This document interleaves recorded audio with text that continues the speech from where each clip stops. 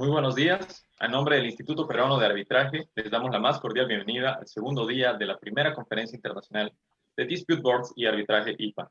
En este evento, expertos a nivel nacional e internacional dialogarán respecto a temas de importancia relativos a los Dispute Boards o Junta de Resolución de Disputas, así como su relación en la solución de controversias con el arbitraje. Con mucho agrado, agradecemos a todas las personas de todo el mundo que nos acompañan y se conectan en este evento a través de nuestras plataformas Zoom y Facebook Live del IPA. Recordar a todos nuestros asistentes que pueden formular sus preguntas desde la sección de preguntas y respuestas en la plataforma Zoom, así como también en los comentarios desde nuestra transmisión en Facebook Live. El equipo del IPA recogerá sus interrogantes y las transmitirá a nuestros expositores. Sin más, damos la bienvenida a nuestro primer panel del segundo día de esta conferencia, en el que tratará el tema Dispute Boards y Arbitraje, ¿compiten o se complementan? In this occasion, the panel will be directed in English by three of our panelists, who are Augusto Barros de Figueiredo, Swot Global Consulting, IPA Advogados de Brasil, Derrick Brodsky of Peckar and Abramson PC, Miami, and Richard Bailey from Goodman, Derrick LLP from London. Mr. Augusto Barros de Figueiredo will start with the panel. Dr. Barros de Figueiredo, please begin. Muchas gracias, Mauricio. Buenos días a todos. Encantado de estar acá en este evento, otra vez con IPA. Vamos a empezar nuestro panel ahora en inglés por nuestro colega Richard. We will start this conversation today with where everything begins in dispute resolution in contracts, talking about drafting the do's and don'ts in the drafting dispute resolution clauses. And about that, we must first think that we have difference between, we have in this panel two colleagues, one pure breed in common law, that's Richard Bailey, that he's sitting in London, and Jerry, that flows between the United States and the common law reality in the United States and the civil law ambience here in Latin America. The contracts in common law are much longer, have much more detailed clauses than our contracts in Latin American in the civil law countries. But of course, that speaking about dispute boards, many of the contracts that we use being board members, in fact, most of them in huge contracts, most of them public contracts, mostly came from World Bank fundings, and so we are very used to have that clause. When we have those kind of contracts, it's okay. Usually everything flows as we wish it to flow. But thinking about the dispute resolution, we always have to bear in mind that the tirade clauses they provide for disputes to be escalated through a number of tiers in order to reduce the number of disputes that need to be finally decided in litigation or in arbitrations. There is no one size fits all, if you can say like that, but as they must be crafted to suit particular projects, we must take into account the types of disputes that might arise in those contracts, being big or small disputes. A very simple clause would provide just for negotiation or mediation prior to litigation or arbitration. Speaking about dispute boards, in the reality, nowadays of the contracts of big contracts in construction, we see very often a dispute clause, and usually always, in fact, combined with a final dispute resolution, mostly arbitration, and always opting also for a specific set of rules like the ICC, the FIDIC, CIARB, or any other. What sometimes here in Brazil nowadays that things are evolving specifically for mediation and dispute boards. Mediation have a recent law passed, not that recent, but recently in terms of law, it's from 2015. And dispute boards, for the dispute boards regulation is still ongoing. But most of people that have a first contact with those new methods, if you can say like that, becomes very keen to use it, to use them in the contracts, and sometimes that doesn't end up very well. We have a recent interesting case that happened in the city of São Paulo, when we had a lawyer that was so keen to use everything he could use to reduce disputes in the contracts, that the contract ended up with a very, very messy dispute resolution clause that provided a very detailed mediation procedure before starting the use, before activating it was not a standing dispute board. So we had a kind of mediation before nominating the board and submitting the dispute to the dispute board, and after you have the dispute, the arbitration. And so you can imagine that it was, in fact, it is a very difficult clause to use it, to make it really useful for the contract and the project itself. And so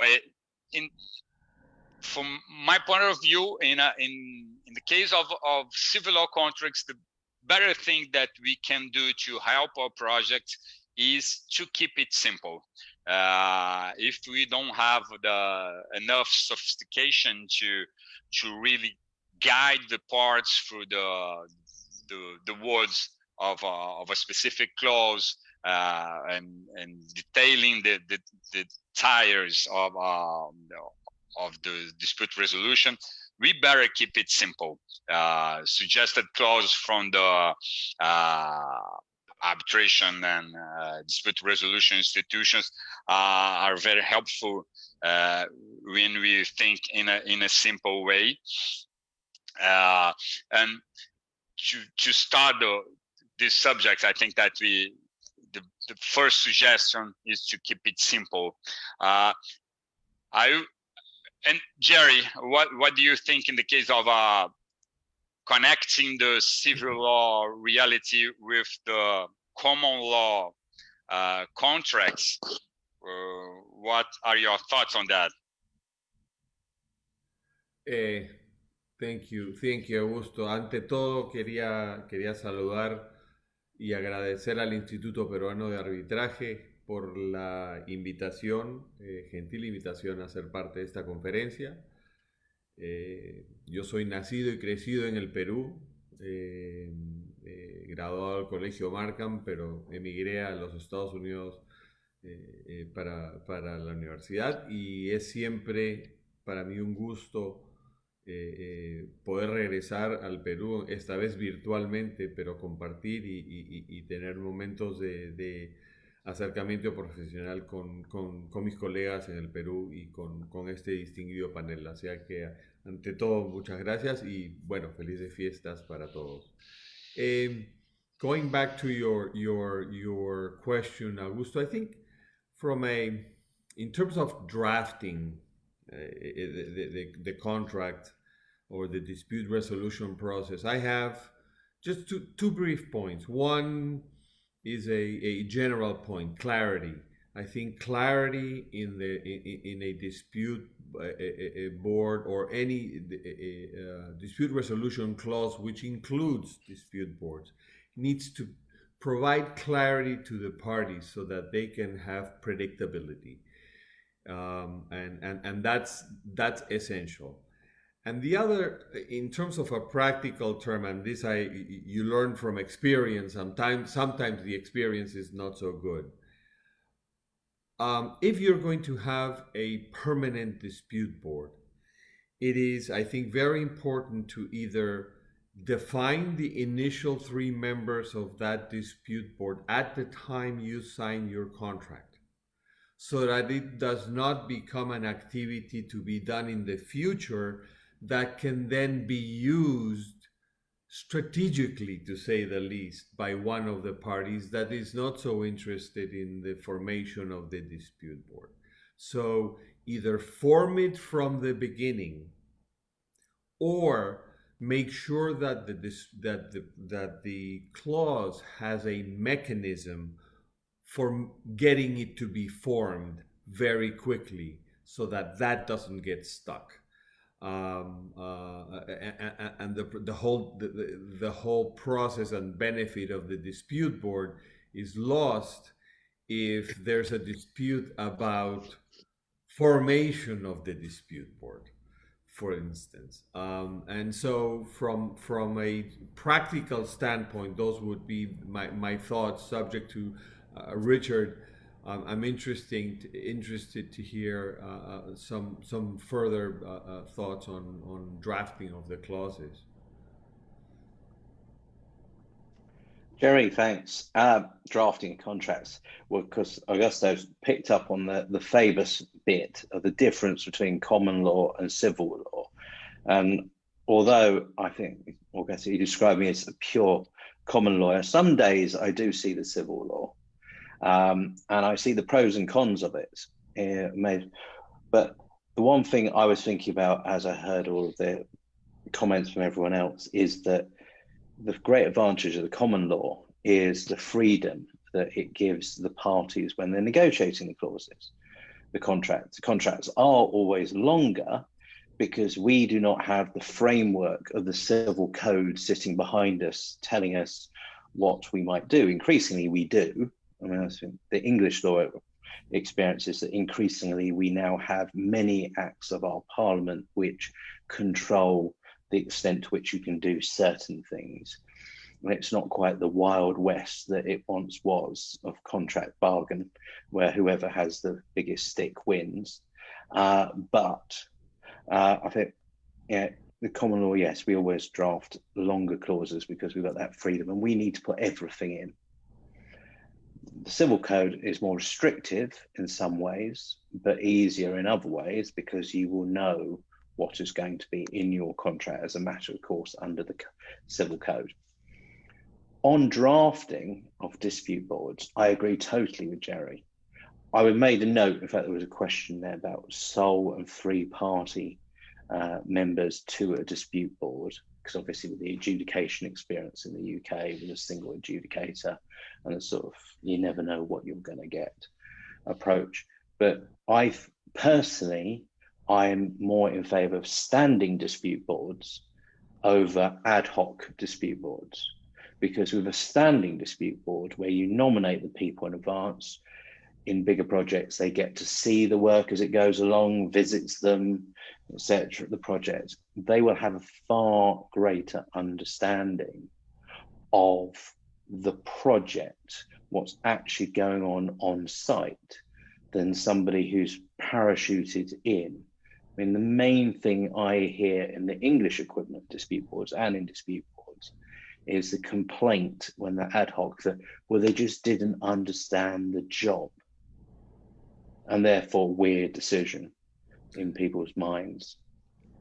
Richard, yeah. Thank you. I think that the concept of standing versus ad hoc dispute boards, which isn't really one of our topics, but it's going to permeate in just about everything that we say, and that is because the difference is not just one of form, but it's to me a standing dispute board is a very different animal than an ad hoc dispute board. By definition, you lose in an ad hoc dispute board the benefit of all of the dispute avoidance benefits and services and wisdom that a standing dispute board can provide, because they live the project with you and have every opportunity on monthly meetings, on site visits, and all of those things to help the parties avoid the dispute. By definition, if you're an ad hoc dispute, that part's gone. That ship has sailed, and that opportunity to use the wisdom and benefit of this dispute board for that avoidance function is lost. That will, I think, it will be kind of like a common thread theme throughout our topics today, because the next topic in our radar screen here is moving, I guess, along the timeline of the project to the proceedings. And the question that was asked was, is the proceeding in front of a dispute board hearing and procedure, is it the same as an arbitration? What are the strategic considerations from one versus the other? On that one, I had some initial thoughts that I'd like to share, and then of course hear from Augusto and Richard. But I'll touch up on the general. Yes, there are differences in the way you handle a dispute board hearing and a dispute board proceeding versus an arbitration. It is less formalistic, not less formal, but less formalistic, and it's less procedural and more flexible. Because the parties meet much more often. Generally, they meet on a monthly basis. Then they see each other every couple of months. And there are also, within the rules in most cases, opportunities for questions to be posed and for interaction, and therefore the flow of information and back and forth between dispute board and versus an arbitration panel is less formalistic, not less formal. The ex parte communication rule applies just the same way and with the same vigor as it does in arbitration. So in that sense, the protection of the core principles of the dispute board, of neutrality, transparency, all of which breed trust into the system. In that regard, it's exactly the same. The standard for arbitration and the standard for a dispute board is the same. So it is, in many ways, it is less formal. I try to explain that in courts and in tribunals, you often see the deciding body sitting a little bit higher, sitting by themselves, and with some pomp and circumstance to elevate. In a dispute board meeting, it's often in a round table inside of either a trailer on the job site or at an office in one of the sites, where the key is to have enough room to sit to fit everybody, and you see it in a U-shape arrangement where there is a less formal and much more I guess interactive levels, never losing sight of who is who, never losing sight of the order necessary for the proceedings to be, but it's to be orderly and to be effective. So those would be my general points. You sacrifice form and you get speed. You get that speed and getting a quick resolution, even if it's imperfect justice, and we can talk hours about that. But getting it done in the 84 days that FIDIC says, or in the 90 days that ICC or whatever is agreed, getting it done quickly comes at a cost, and the cost is the due process, and the proceed. So you balance between the two, and you have a safety net in terms of a subsequent arbitration or a subsequent civil proceeding to correct any grave mistakes. So those would be my comments on the second one. Happy to share, please.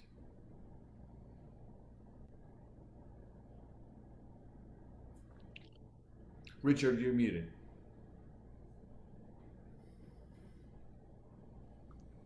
Sorry, I actually just said Augusto, but I will jump in now. A few things on the procedure, I think, from me. I have the pleasure of having done some involvement in dispute boards, but also about 100 adjudications in the UK, possibly more. And when always bear in mind the procedure in England with our adjudication, or the UK with adjudications, when we have 28 days to finish it, as opposed to the 84 days under FIDIC and the 90 days under the ICC. Was the most famous quote is "quick and dirty," and you can argue later about procedures. But the thing with dispute boards, things with all of these are, you are slightly sacrificing the formality and the precision. Though some of us may disagree about the precision, as some arbitrators and courts when they make a judgment decision, for keeping the whole contract going. Because at the end of the day, the purpose of dispute boards is to keep the job going, sort out these little things, keep the thing, everything ticking over. If there's an issue, resolve that issue, allow the parties to keep going, get the job finished, and at the end of the day, you have, if you cannot resolve it, a final resolution of the dispute that you have between the parties, which may be a wider one, maybe a narrow one, maybe some bizarre things. And I'm about to start an arbitration on the terms of the contract, which is an interesting idea. But it's the point for me is that when you're looking at the procedure, the dispute board has to be even more flexible than the arbitral tribunal. Of course, even when we talk about arbitral tribunals, my mind flips back to about a year ago when I was just about to hit a hearing in an arbitration in Germany, where it was all med-arb, and the arbitrator had decided to call all parties for hearing, and no one knew what they wanted. And we just were about to turn up to an office in Berlin for a meeting, and it looked like the arbitrator was going to try and mediate.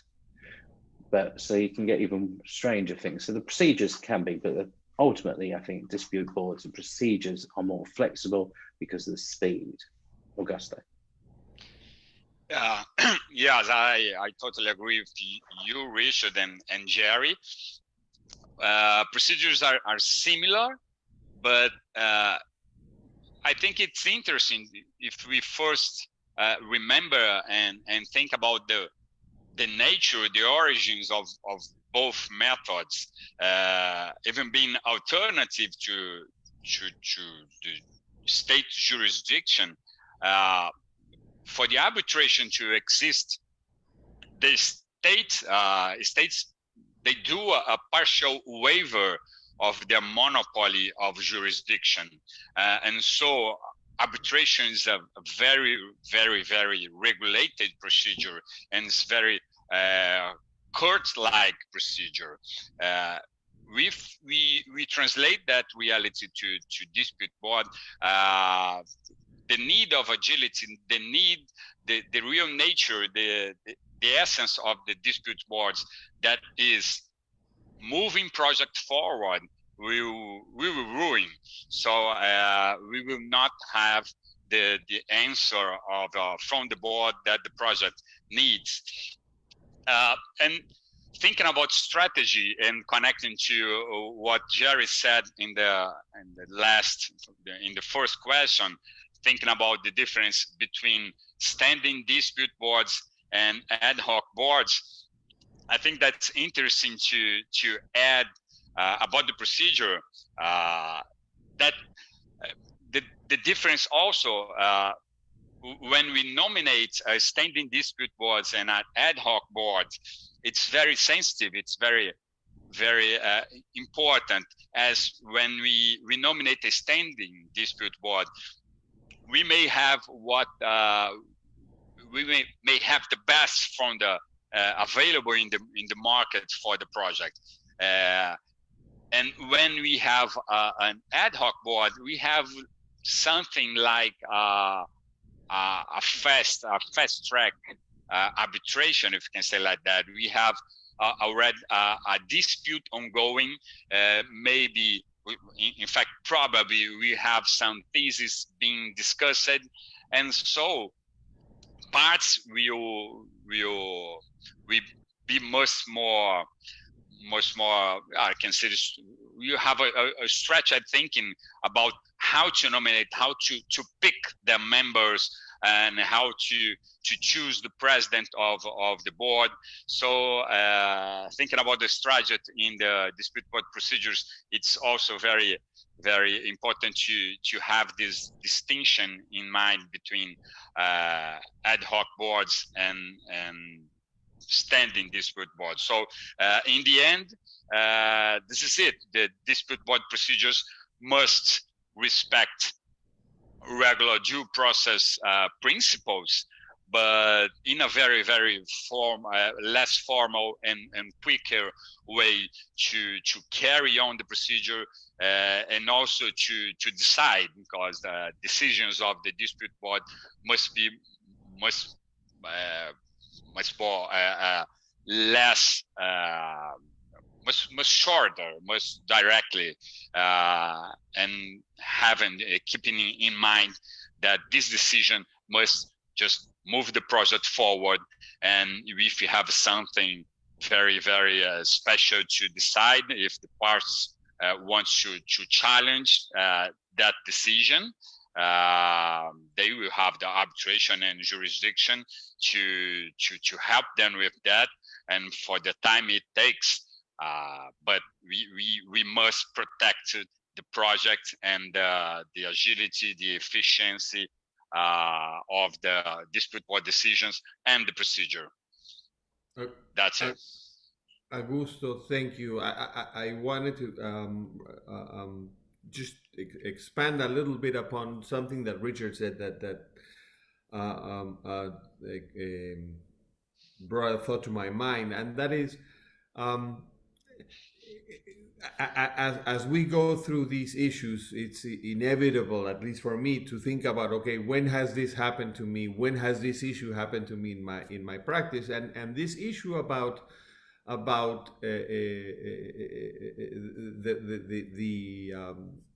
the procedure is not just a difference between two brands of cars, or there are very important practical considerations here, and that is that the dispute board decisions control the flow of blood into a project. When a dispute board, and that's the difference between decisions that are called vinculantes, binding, versus decisions that are permanent. You can have both. You can have a binding and executable decision subject to review by an arbitration provision. That's not just theory, that's practice, and that protects the lifeline of a project. Because when a contractor wants to get paid for what it considers to be extra work and submits a request for a change order that the owner disagrees with, and the dispute escalates to the dispute board, if the dispute board finds and decides that the change order is valid and that the contractor is entitled to that, the owner can disagree with the decision and protect its rights to appeal that decision later, but it has to pay the money. Execute the decision of the dispute board. Protect the project, because this body of neutral, wise people that have experience have found that the change order is valid. They could be wrong. It's unlikely that they will be wrong. The statistics show that most often than not, the dispute boards do not make the mistakes. And what's happened by this difference in procedure is that we have protected the project, because the contractor needed that money in order to continue performing the work of the project. In arbitration, to get something like that done would be asking for an extraordinary measure, or in court an injunction, something so difficult that would take so long to get. Those systems are not equipped to be agile and to be responsive to the needs of a construction project. And that's why dispute boards have procedures that allow the dispute board to serve that so important function of protecting the lifeline of a project. So Richard, I just wanted you to expand on your point a little bit, sorry. Oh, that's great, because that was one of the fundamental points that, as far as my view of all these things are, and the whole purpose of arbitration, at the end of the day, whatever the procedures that might be followed in an arbitration, and my view is that arbitration is chosen in many jurisdictions, not just because of a sort of reason to give jurisdiction away from the courts, but because of the flexibility that it allows to resolve disputes, because some disputes just simply do not need the formality or some of the formalities of the arbitral, perhaps a fixed arbitral or court procedure. The interesting thing over the last few years in the UK is the way that, especially in England and Wales, the courts have adjusted themselves to become far more flexible in how they address disputes to try and find a resolution copying arbitration. But the dispute board, at the end of the day, in using a UK example, back in 1994, Sir Nigel Latham published his report, which then led to our adjudication rules, which is the English version of dispute boards. It was all about keeping money flowing through a project, keeping the project going, moving forward. When people, because construction, we are the best people in the world at falling out, but continuing to work together. But these tribunals, like dispute boards, are great for really oiling the wheels and keeping that process going forward and making sure the contract finishes. And the bigger the project, the more important it is to have a well-established dispute board, in my opinion, and why it's so important, as Jerry said, to choose the dispute board members right at the outset and make sure that they have a fundamental understanding of the project they're working on. Obviously, trying not to sound ageist, but also be careful about the age of your dispute board members, although health can always catch us. Because if you have a project that's going to last for the next 10, 15 years, and you appoint a dispute board, you better have a clause for replacement of the dispute board members as well. You need someone who's going to survive with COVID, who knows, to the end of the project. It's a bit morbid, but project. Yeah, I just adding one thought about the procedures, the dispute board and arbitration. It's important to think about how, in fact, one of the things that takes more money and time in arbitration is the production and how to deal with the evidence of what happened during the project, and that's a thing that's more a great advantage for the dispute board, as the dispute resolution method that happens in real time. So to protect parts, to the production of evidence in arbitration is very, very well regulated, very, very disputed, and as it is more lighter in dispute boards, we have for sure a very less formal and quicker way to solve the disputes. Interesting. Augusto, I think that's, I mean, of course, that's this provides an opportunity to contrast between common law and civil law, because what you've just said is, look, the dispute board can give you an opportunity, a window into something that you may not see down the road, that it may be difficult for you to see down the road. A common law practitioner like Richard and myself, our thought is we're seeing things we're going to see anyway, because we have discovery, we have that different approach. So that's an interesting, I think that's an interesting difference. Before we move on, I wanted to just perhaps mention something in terms of procedure, by a word of caution, so to speak. And it applies, I think it applies not only in Peru, but in many and most of the countries in Latin America, which is the procedures and the role of the dispute board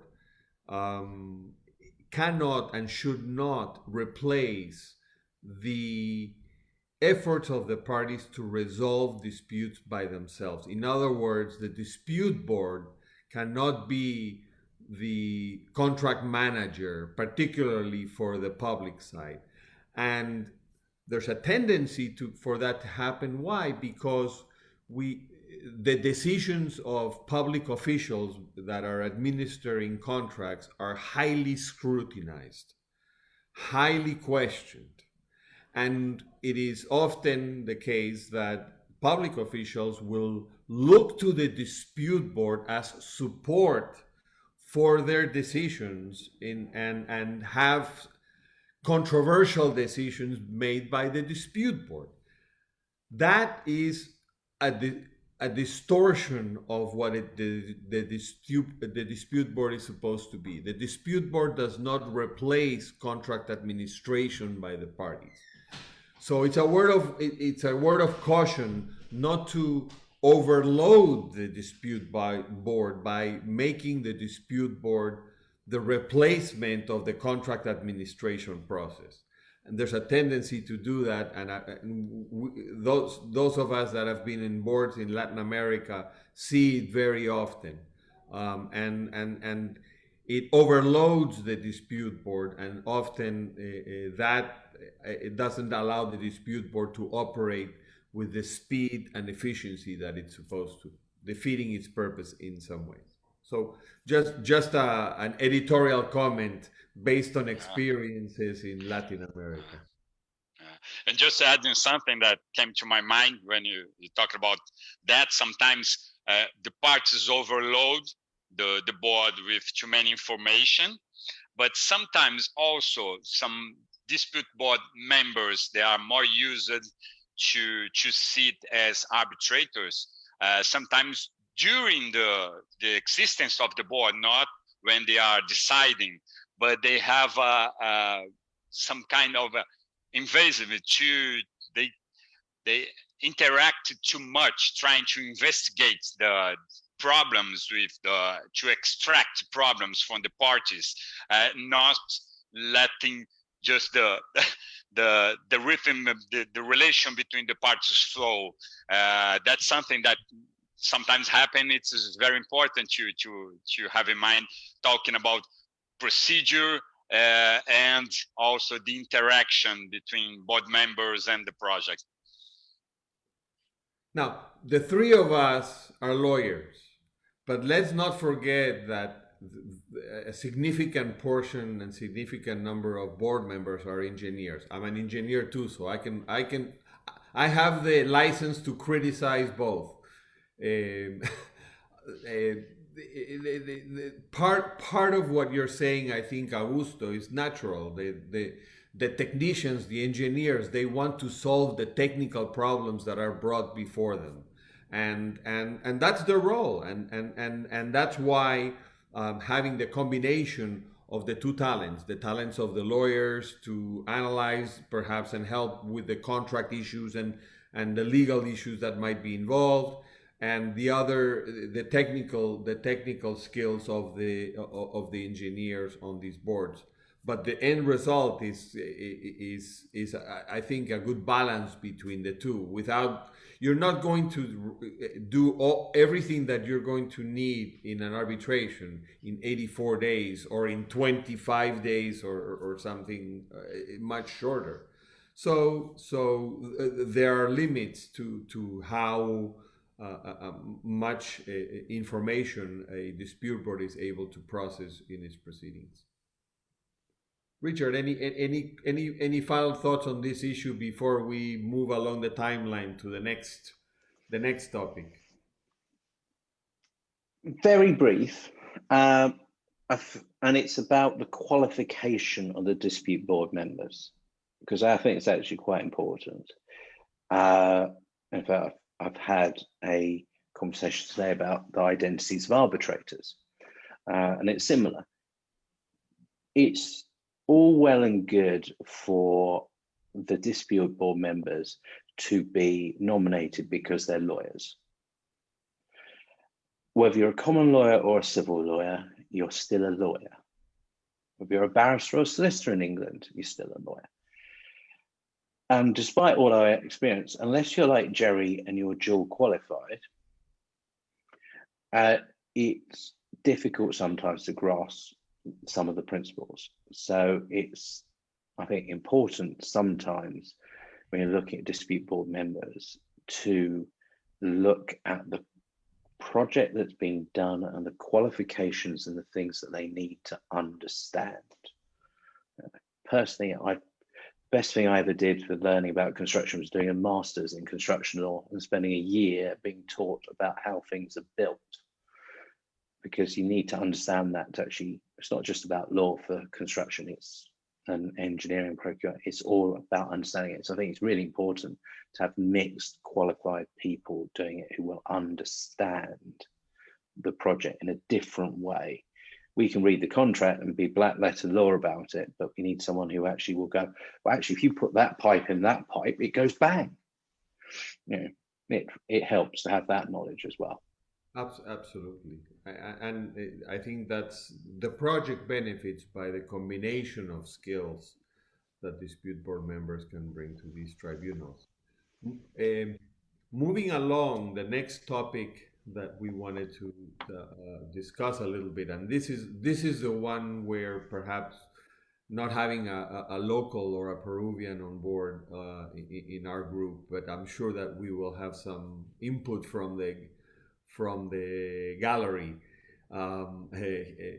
here, and that is the jurisdictional issues. In other words, if you have a contract that has a dispute board procedure, what's the impact of skipping it and not following it when you get to the next level, whether it's arbitration or court? What are the jurisdictional issues, or is it just a contract compliance? And of course, that will depend on the legal system in which you are, the implementing laws and civil codes and codes of procedure that regulate jurisdictional issues. My comments will be based on my experience in the US, and in the US, it is a contractual issue that you raise to the court or to the arbitrator when an arbitration or a lawsuit is filed prior to the completion of a contractually mandated or a required dispute board process. So, if the dispute board process is mandatory, and that's not an assumption that you have in every case, because dispute board clauses can be written in a way that it could be mandatory or in a way that one party may have the right to skip it.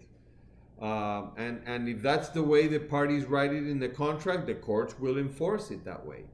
And so will the arbitration panels. But in the case of a mandatory dispute board process, in Florida, and I would say in most of the United States, perhaps not so much Louisiana, but everywhere else, if you show up in court with a lawsuit and you're trying to enforce a contract that has a dispute board clause or a dispute board process as a condition precedent to the lawsuit or to the arbitration, generally the result is the other party will say time out, will file a motion, and will seek to stop or dismiss, but more often than not is just stop the proceeding, whether it's court or arbitration, until the dispute board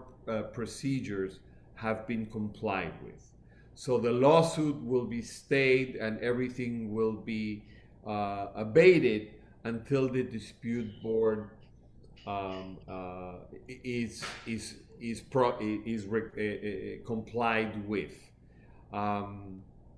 And that in our system opens up a whole lot of opportunities for litigation, because, for example, if you have a statute of limitations, un periodo de prescripción that is about to run out on your lawsuit, no? And you haven't done your dispute board, but you go ahead and you file the lawsuit because you don't want to lose your prescription period, no?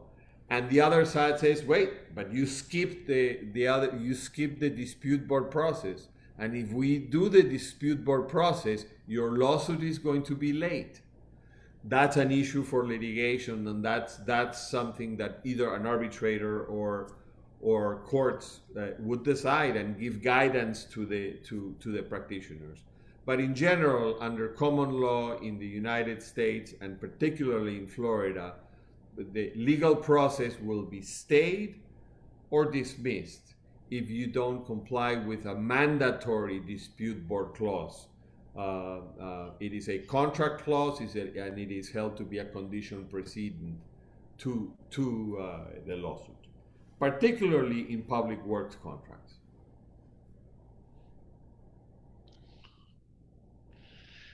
Yeah, I'm thinking about the reality here in Brazil, a civil law country. When you have a multi-tiered dispute resolution clause, speaking about dispute boards, it's like Jerry said in the beginning of this conversation about the wording of that clause. To have the dispute board nominated and sitting to really work in the project, both parts must act in this sense.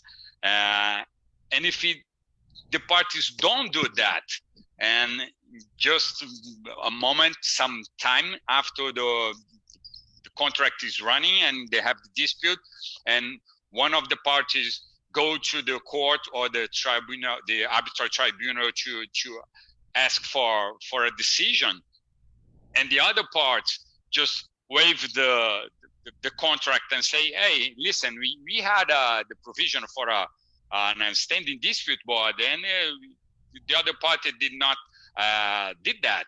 It's hard to think about that for dispute board. So probably, in fact, dispute tribunals and arbitral and state tribunals and arbitral tribunals will sure deal with the claim, with the dispute, and they will not get parts back to the contract to reinforce that kind of clause.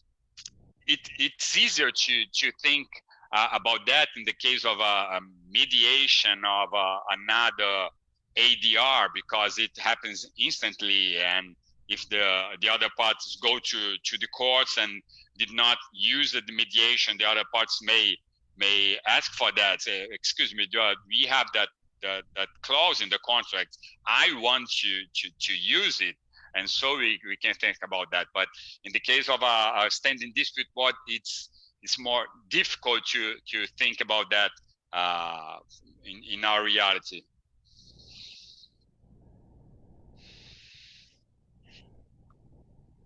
Richard. You know what? The thoughts of Richard. Thank you. My view, well, yes, I come from a special world, I think, English common law, where they've just about given up the wigs. There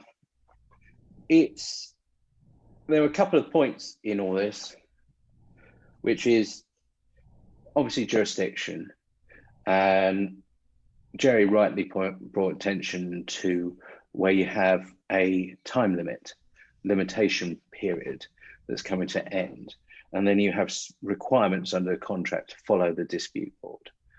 The general view where there are clauses that you might have to follow it, or to use an analogy from an English situation, we have what's called the pre-action protocol, which is a process we're supposed to follow before we start court proceedings.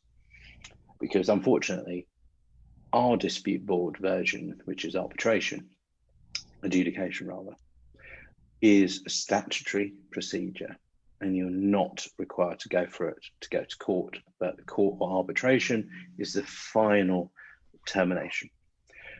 If you have a clause in your contract that required you to go through some process in advance, but you're up against a time limit, the court or the arbitral tribunal would expect you to have issued your notice of arbitration, request for arbitration, or to have issued your court proceedings in time, and then put everything on hold to follow that contractual process. Because if you didn't, you would fall foul of it. There's a provision in a few English standard form contracts where there's an allowance to start adjudication, but not before you go to arbitration if you want to, and that extends the time limit within the contract to bring the arbitral proceedings. But there's not as such a procedure regarding jurisdiction, because we're very fixed on our time period. So if you miss a time bar, it's out.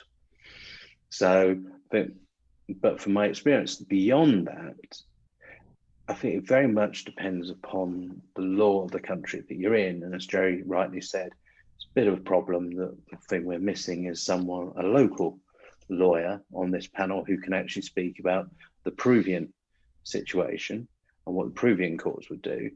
But by analogy, time limits are time limits, and if you don't, and clause requirements of contracts are condition precedents, and if you don't follow them, certainly under English law, you'll lose out.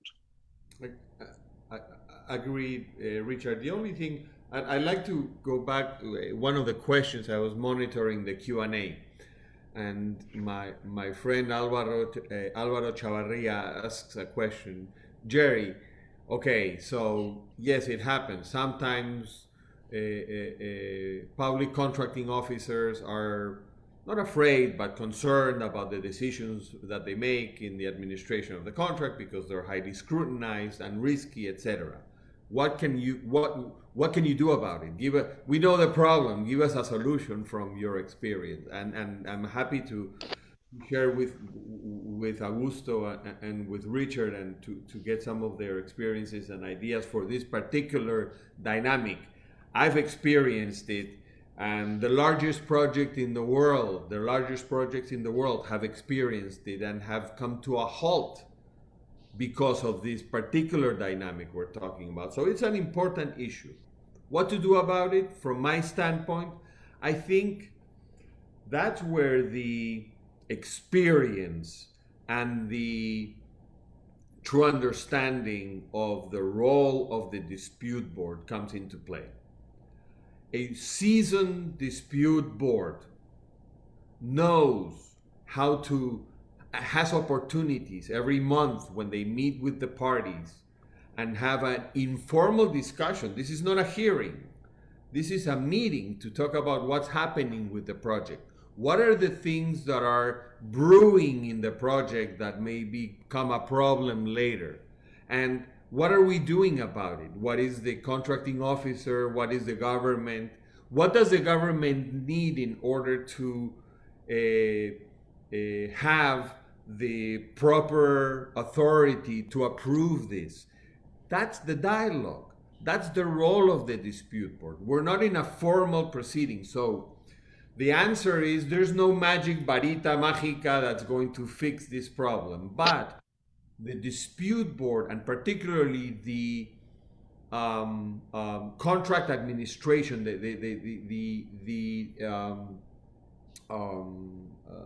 permanent dispute boards that go through and sit with the project all along, have the perfect opportunity to create the dialogue and create the environment for the contracting officers and the contractors to work together so that the decisions are not controversial, the decisions are not risky.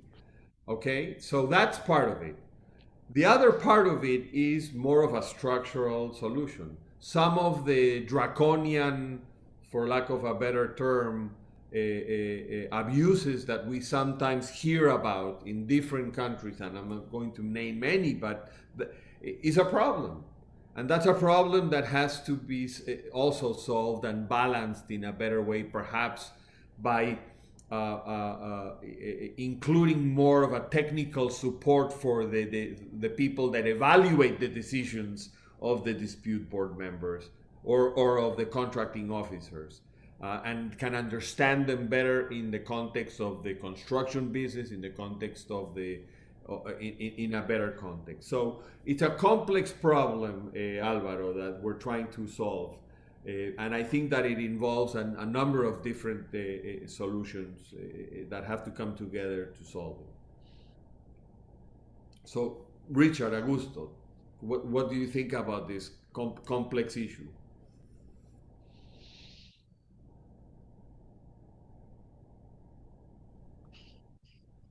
I have no special thoughts on that. And I don't know if Richard can add something. I think I can always add something. Whether it's a value is a different question. Yeah, it is very. I mean, you do come upon these points where people just cannot move forward on a project and they need help, and dispute boards and ones that are reported to on a regular basis, I think really can help, but they almost become mediators at some of these points as well as the person who tries to resolve the dispute, and the parties are.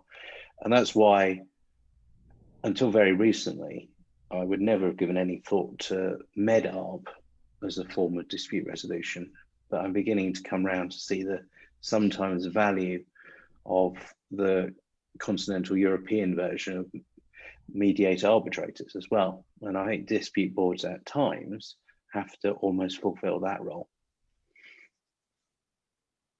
If that helps. Absolutely. Now this is a problem that tends to occur and come up more often in Latin America. and it's the reality of much broader issues that escape the themes of today's presentation. So with those thoughts, I think we can transition to the last one of our topics, which is what is the influence of the on the arbitration tribunal of what the dispute board has already decided. And when I read originally that as a topic, I said, this is very interesting, because again, it's one of those issues where, coming from a common law jurisdiction, I may have a different perspective or some different context than somebody coming from a civil law.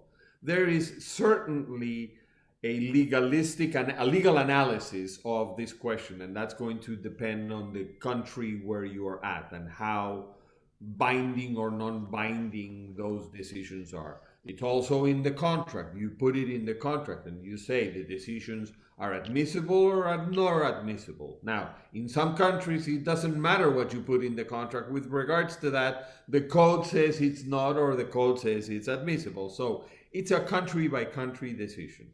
Here's what I would like to offer and perhaps analogize a little bit. In the United States, of course, for civil disputes, we have juries when you go to court, and the juries are the ones that decide the issues. And the standard for a judge in an appellate court, when you appeal what the jury has decided and you go to an appellate court, the standard for them to change what the jury has decided is very high.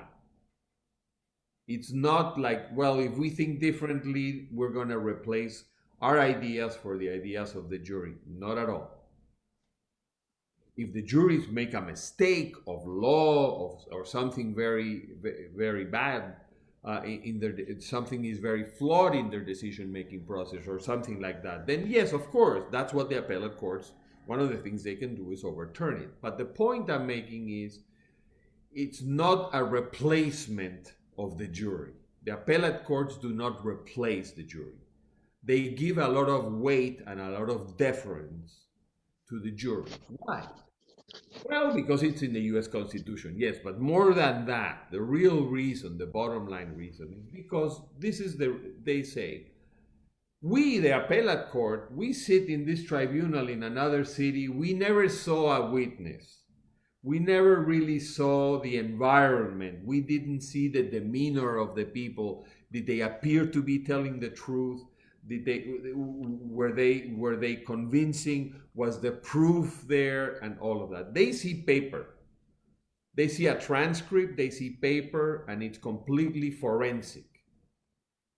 And therefore, they give great deference to what the jury saw. Let's now come back to dispute boards. When you have a permanent dispute board, that permanent dispute board lives the project with the parties and experiences, not firsthand, but secondhand, because they're not the parties themselves, but secondhand, close enough, what the difficulties were of the parties and who was acting more proactively, what were the efforts of the parties in resolving the issues and resolving the disputes that they eventually decide. When they go to a hearing in the dispute board and there's a hearing and there's witnesses, they see the engineer. They see the guy that was drilling the hole and there was a problem and they found a mummy. I like to talk about mummies because that happens a lot in Peru. There's a lot of archaeological discoveries. They were there, they saw it. The arbitration later on, the tribunal later on doesn't see any of that. Doesn't have the benefit of looking at the witness and saying, do I think this person is telling the truth or not? They don't have the benefit of that. And therefore, at least in my experience, tribunals and arbitration tribunals and court tribunals tend to give a lot of respect to the dispute board decisions. Respect in the sense of deference and weight, and treat them in a way the same way that they treat jury decisions, because those people were there. And unless there's something really wrong or a bad contract interpretation or illegal contract interpretation or some flaw in the process, they, in terms of factual issues, they will give a lot of deference to the dispute board, particularly because of who the dispute board members are. They are neutral, they are qualified, they know, they're technicians, they're good, they're lawyers, they understand the issues, and they were there. So that would be my contribution to this last question, and love to hear your thoughts, Augusto and Richard. In fact, there's two things to analyze here. One is the legal binding effect and the psychological bias of the tribunal.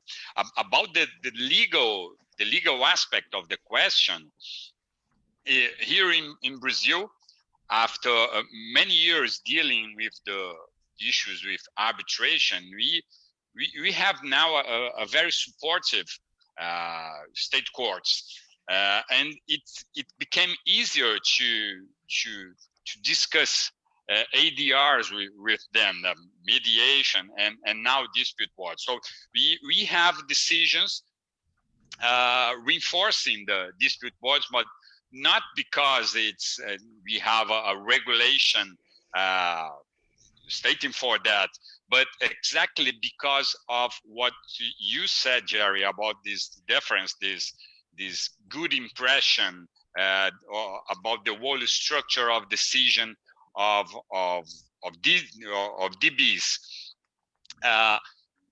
and from this legal aspect, it's not binding, but the efficiency of the decisions of the boards lead to that. I would not say a psychological bias, but it's a consequence.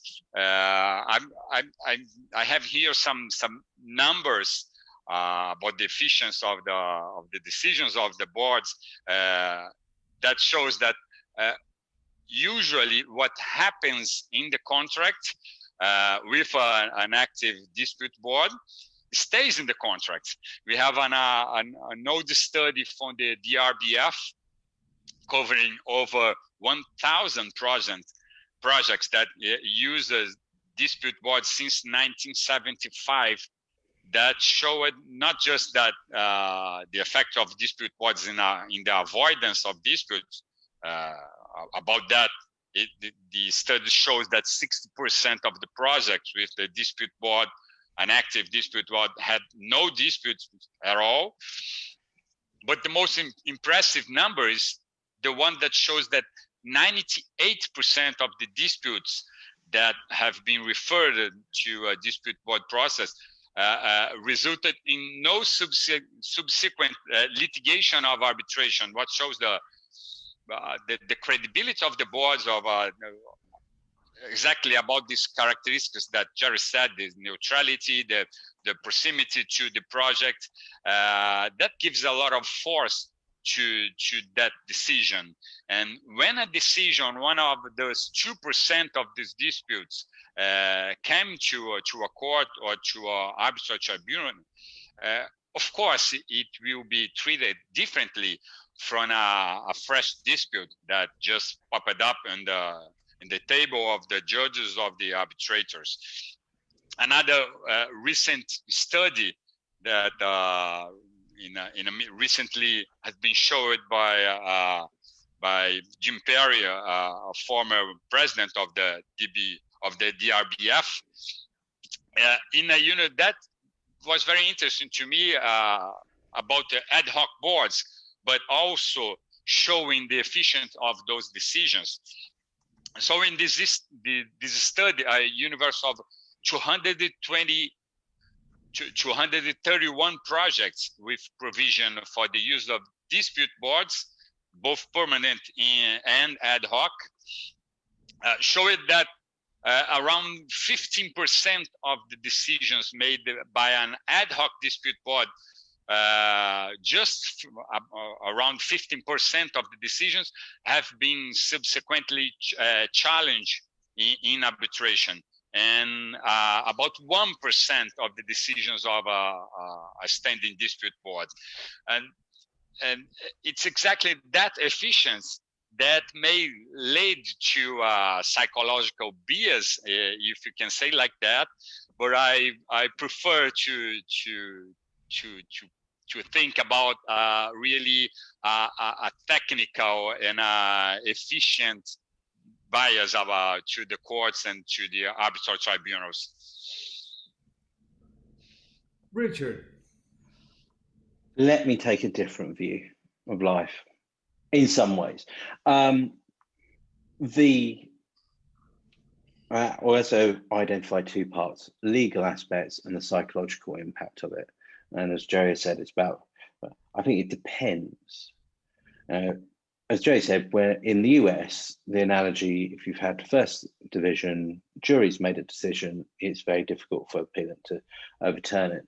Flip it round, and I've seen this in the UK on a number of occasions, twice I've had both the pleasure and the pain of decisions of the equivalent of dispute boards and being overturned in courts or arbitration. The court or the arbitral tribunal, as well, will actually have the opportunity of seeing the witnesses, seeing the documents, will probably have greater disclosure of documents than would have been allowed potentially to the DB. Not those that are common between the parties, but maybe things that are hidden away. I mean, we refer to it as a fishing expedition by English court, when in English court and arbitration, and you're looking for documents because you think someone will have them. Now, obviously, you look at the IBA rules on disclosure, but if you're in the UK, which, you know, we're always fishing for documents because we always think there is a smoking gun hiding somewhere in the other side's documents when they admit it was all a con. But I mean, the tribunals look at things afresh, even if it was binding on the parties until it got to that point. They will hear the witnesses, they'll look at the evidence, and they'll make their decision. Will they necessarily look, and I think this is possibly a common law thing, I don't know, British English thing, not quite sure, but I don't think they actually look very much at what the tribunals decided. With dispute boards, that's slightly different because you will look at the people that make up the dispute board. And if people think that those individuals are sensible, then there will be a degree of perhaps unconscious bias in favor of the decision of that DB. But certainly my view of these is that tribunals afterwards coming to a final determination who have a bit more time, except that there's a little bit quick and dirty about the decision of the DB, and they're investigating and they're looking at the documents and seeing more, do not feel in any way bound by the decision of a dispute board to make the same decision as a final determination. Quite possibly because the issues that they will be determining are slightly different, because obviously a final determination will be everything, looking at things in the round rather than in the small pockets of the issues that would be put before the DB for actual determination. It's a slightly different view there. Richard, I think that the two views are not necessarily different, reconcilable, applying to different circumstances and different context. But I'm glad you raised those issues. I wanted to before we leave for the last we want to leave about 5 minutes for additional questions and answers, we're monitoring the Q&A panel. But one further thought on the psychological aspects, and that's that there are intrinsic psychological aspects that take effect following the decisions of dispute board members. And what happens in a big project often is over the course of the life of the project, you'll have a number of disputes that are eventually decided by the dispute board, subject to further review in arbitration or in litigation.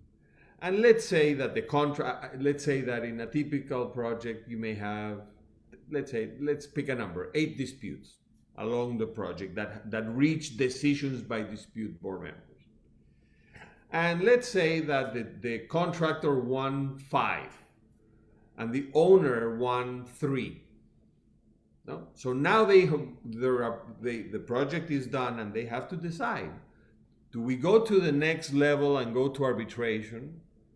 If we go to arbitration, says the contractor, I will challenge the 3, but I will risk the 5 that I won. The owner says, I lost 5, I won 3, but the 3 are important to me. So there is a psychological, or I would say more of a strategic dynamic that comes into play that tends to result often in an arithmetical cancellation of dispute boards in the equation, and you eliminate the subsequent proceeding, whether it's court or arbitration, just by being strategic and playing percentages of likelihood of success and likelihood of defeat. Risk evaluation. It forces you, it gives you a further opportunity at the end, when you have the wins and the losses, to decide, you know what, I'm better off with what I have. I'm not going to stir the pot anymore. No more dispute, no more expense in litigation, and I'll take my wins. And if both parties have the same exercise, it is often the case that the next step doesn't occur. And that's another psychological impact of this, of the benefit of dispute boards of the courts. Yeah, Jerry, I think that's really important. Or Augusto. Yeah, I was going to say that's really important, because as Augusto said, you know, was it 2% of disputes actually go on? I think he said 98%, 99% don't. That's in my experience. The vast majority, even if it's only interimly binding, is binding upon the parties, because the parties accept it and move on. So, Augusto. Exactly. Yeah. No, nothing to add. Well, there's about 5 minutes left in our allotted time. We wanted to give everybody a chance. There's been some questions. We've been trying to answer them. I think that we've answered most of the questions that have been in the chat, but this is a final opportunity to give you guys and everybody in the audience if there are any questions.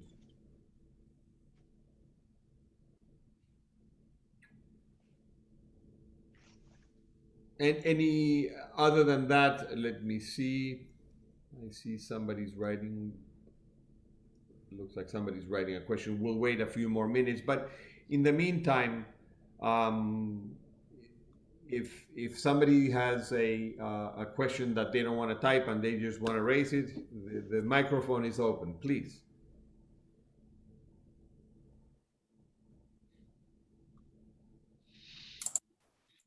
Okay. Any final thoughts, Richard, Augusto, before we close the session?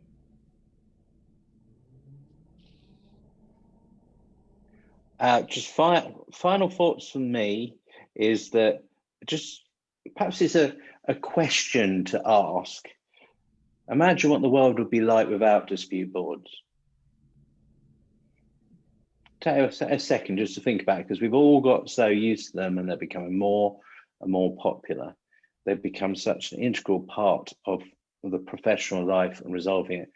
Go back 30 years and remember world. I'm afraid I can't quite get back 30 years, what the world was like back then when we didn't have these dispute boards. And they really add something and they should be commended for all they have achieved. Richard, thank you.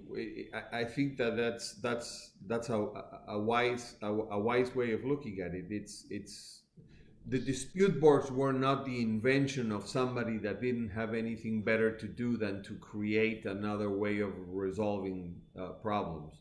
The dispute boards come because the industry was not satisfied with the products that it had for dispute resolution. Arbitration and civil courts are just not equipped to provide the dynamic and contemporaneous resolution of disputes that projects need, not as a luxury, but need in order to survive, particularly projects that are in day and age financed by private sources and using either P3s or other project finance models, where the economic pressures on the project and the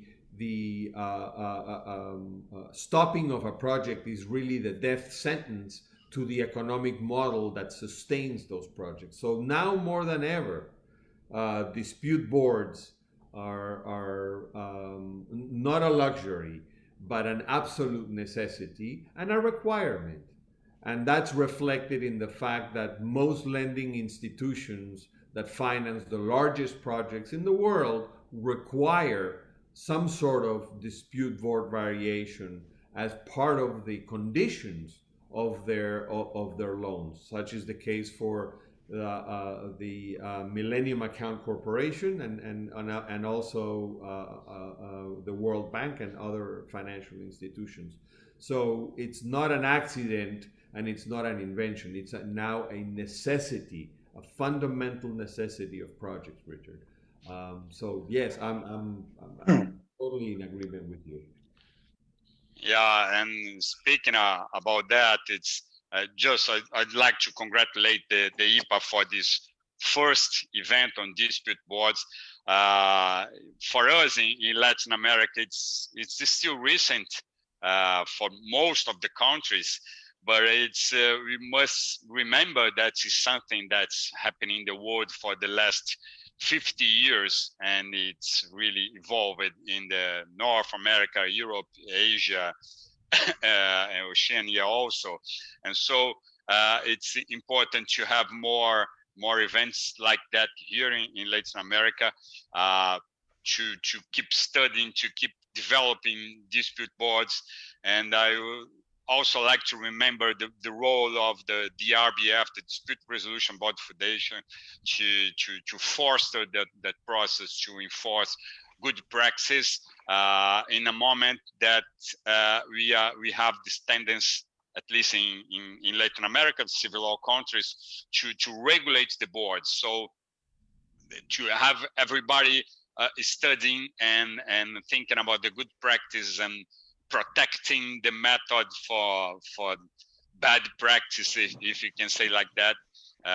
It's very important to have discussions like that to spread the discussion and get informed.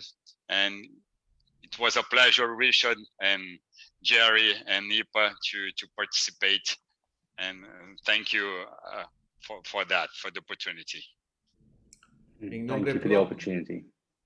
Thank you. En nombre propio y de mis copanelistas, quiero una vez más agradecer al Instituto Peruano de Arbitraje por habernos invitado. Ha sido un gusto, un placer, y con esto nos despedimos. Thank you very much.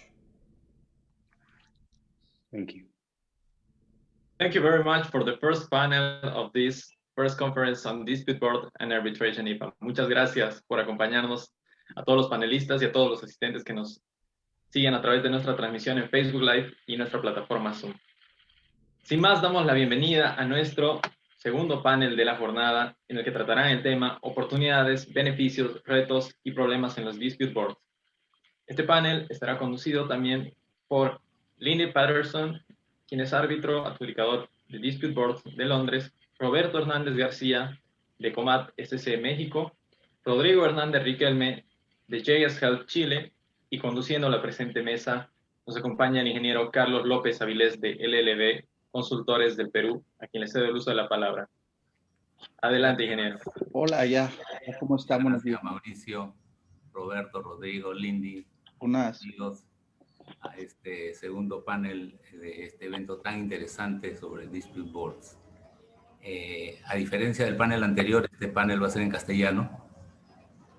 Y como Lindy me ha pedido, ella no habla español, sino solamente inglés, trataremos de hacer un diálogo con ella de manera de poder todos aprovechar de su experiencia.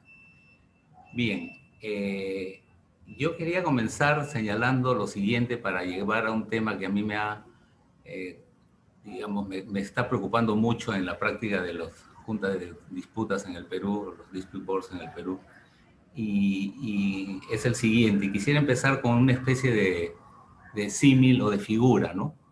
Supongamos una sociedad en la cual hay muchos enfermos terminales y muchos muertos, y entonces las autoridades sanitarias deciden implementar un buen sistema forense de autopsias para determinar por qué se murieron y si fue alguien responsable de esas muertes. Al poco tiempo se dan cuenta que eso no resuelve nada porque los muertos siguen llegando. Entonces dicen, bueno, vamos a más bien establecer un sistema para curar a los enfermos. Y generamos todo un sistema de curación, médicos internistas, etcétera. Los hospitales se llenan, pero sin embargo seguimos teniendo enfermos.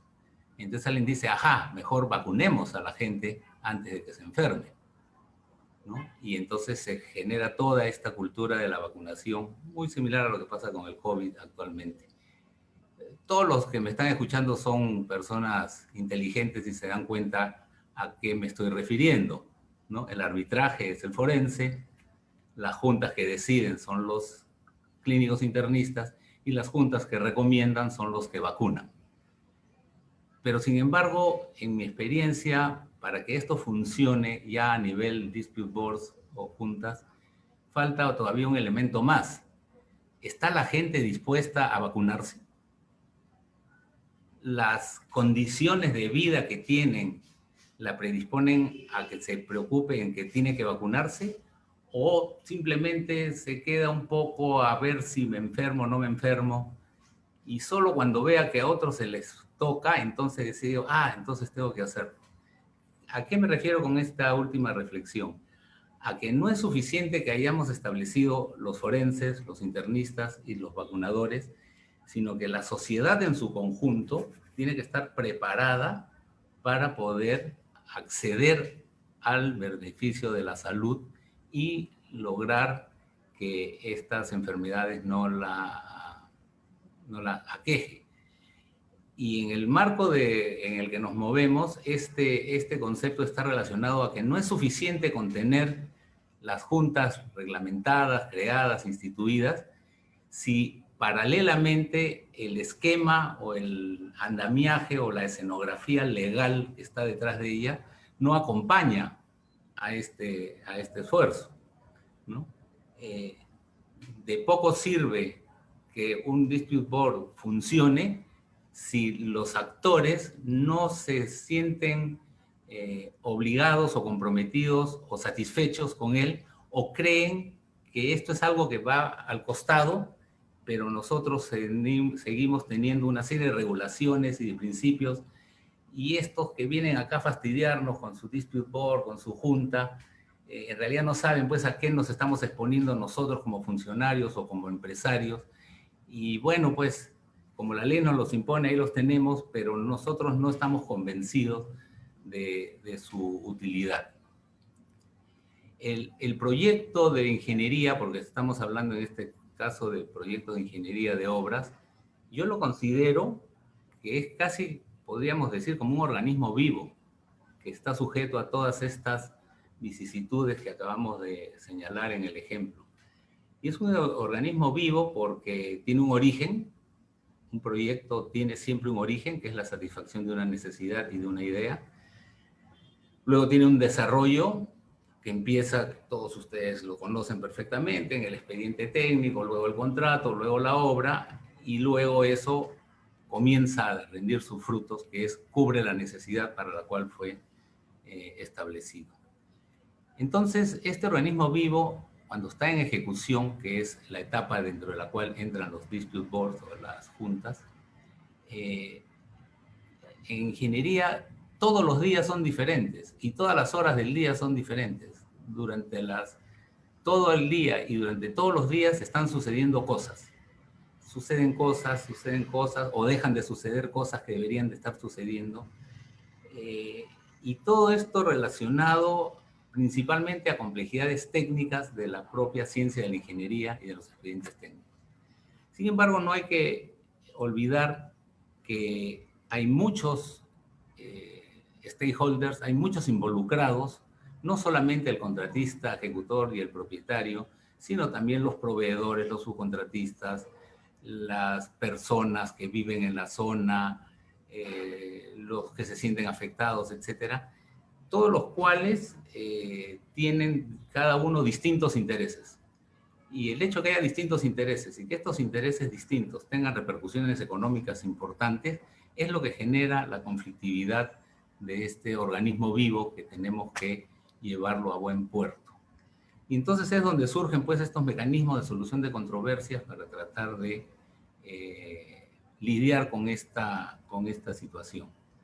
Entonces yo lo que quería introducir en este tema es que no creo que baste con que partamos del dispute board en adelante. Hay que ir un poco más hacia atrás.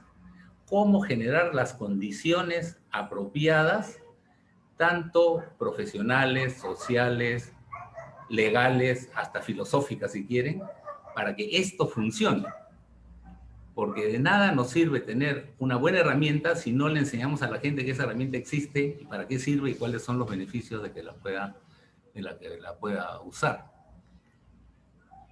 Este era el tema que yo quería tratar de introducir para la discusión de los distintos aspectos que cada uno de nuestros conferencistas va a disertar.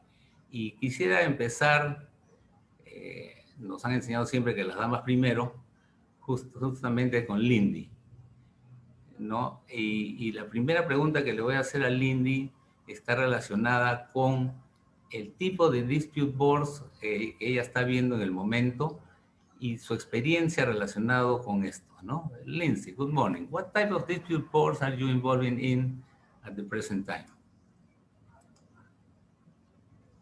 Please, your mic. Okay. Good morning, Carlos. Buenos días. Lo siento, no hablo español. I am chairing 3 dispute boards just now. I split my practice. I am arbitrator and also I sit on dispute boards. One of these has been running for 3 years now. It is a nuclear power plant where we were appointed long before they started construction works. So when the contract was signed, we were appointed. I am the chair of the board, and there are 2 engineers who also sit with me, who are experts in nuclear power. We meet recently remotely, of course, because of COVID, but we meet 3 times a year to receive progress updates on what is happening in the project. And we have dealt with a number of disputes since the beginning. This is what we call a dispute recommendation board. So we provide recommendations, or also a dispute review board. So our findings are not binding, but parties are very open to our views and have complied with our findings up until now. Both parties are very keen on the use of dispute boards. And I am hopeful, as I have been on a number of these dispute boards, that this will avoid going to arbitration. at the end. So that is one. The other two that I'm involved in, one is a railway project where, again, I am chair. I have one surveyor who is another board member, and the other one is an engineer. We are only appointed to deal with disputes, and I don't think that in Peru you use the FIDIC form of contract so often. But in Europe, it is a standard form contract that until recently provided for different types of dispute boards. And one of them was to appoint a dispute board at the beginning, but only to deal with disputes, not to try to avoid disputes. So that is what I'm doing on the railway project. And I have a similar one on a very large hotel, retail and residential complex. Again, in Eastern Europe. I would say, have about 3 or 4 running. I have just recently finished a large metro project where we had been in place for 5 years, and the project is now complete, and we dealt with about 10 referrals of disputes. Bien, muchas gracias, Lindy. Lindy nos ha contado su experiencia como chair, como presidente de Dispute Boards en varios proyectos, y lo interesante es que en estos proyectos ella está compartiendo el Dispute Board con ingenieros. Is that so, Lindy? You are with engineers in the board? Yes. Yeah. Yes. Pero son básicamente boards de recomendación, no de decisión. No? It's review board, not adjudication boards. I do sit on dispute adjudication boards, and the railway project and the hotel one are adjudication boards, but the nuclear power one is a review board. Okay. Los dos proyectos que nos ha mencionado de una vía férrea y de un hotel están con la versión FIDIC del contrato. FIDIC is used in Peru for many contracts, so we know FIDIC. ¿No?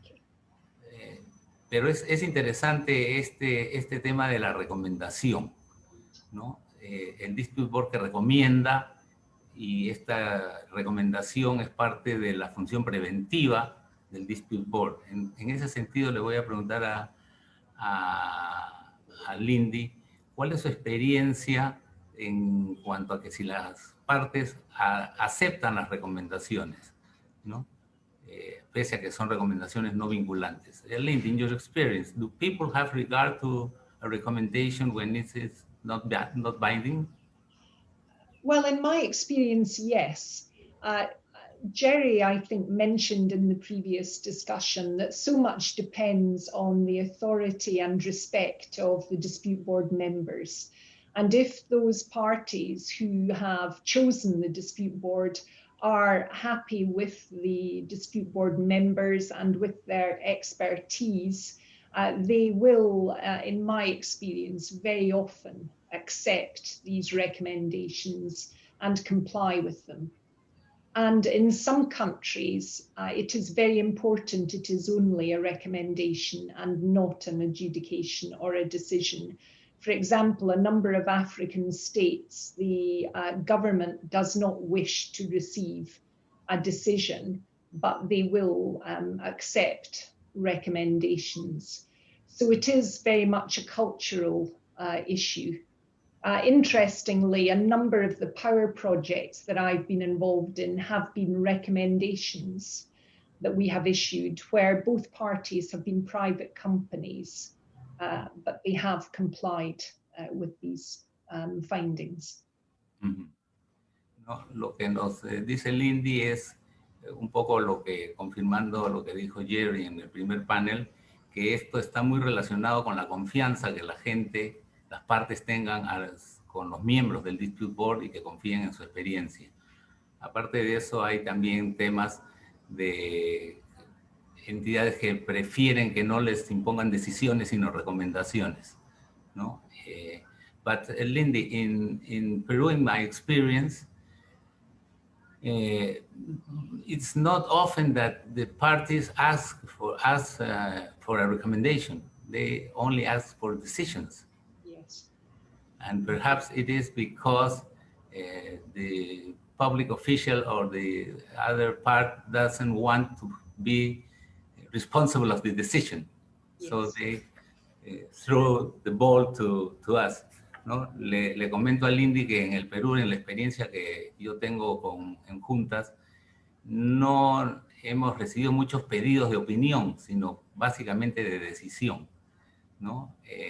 Frente a 20 pedidos de decisión, un pedido de opinión. Y es porque las partes prácticamente dicen, si tengo a alguien que va a decidir, me liberan de la responsabilidad a mí de tener que decidir, ¿no?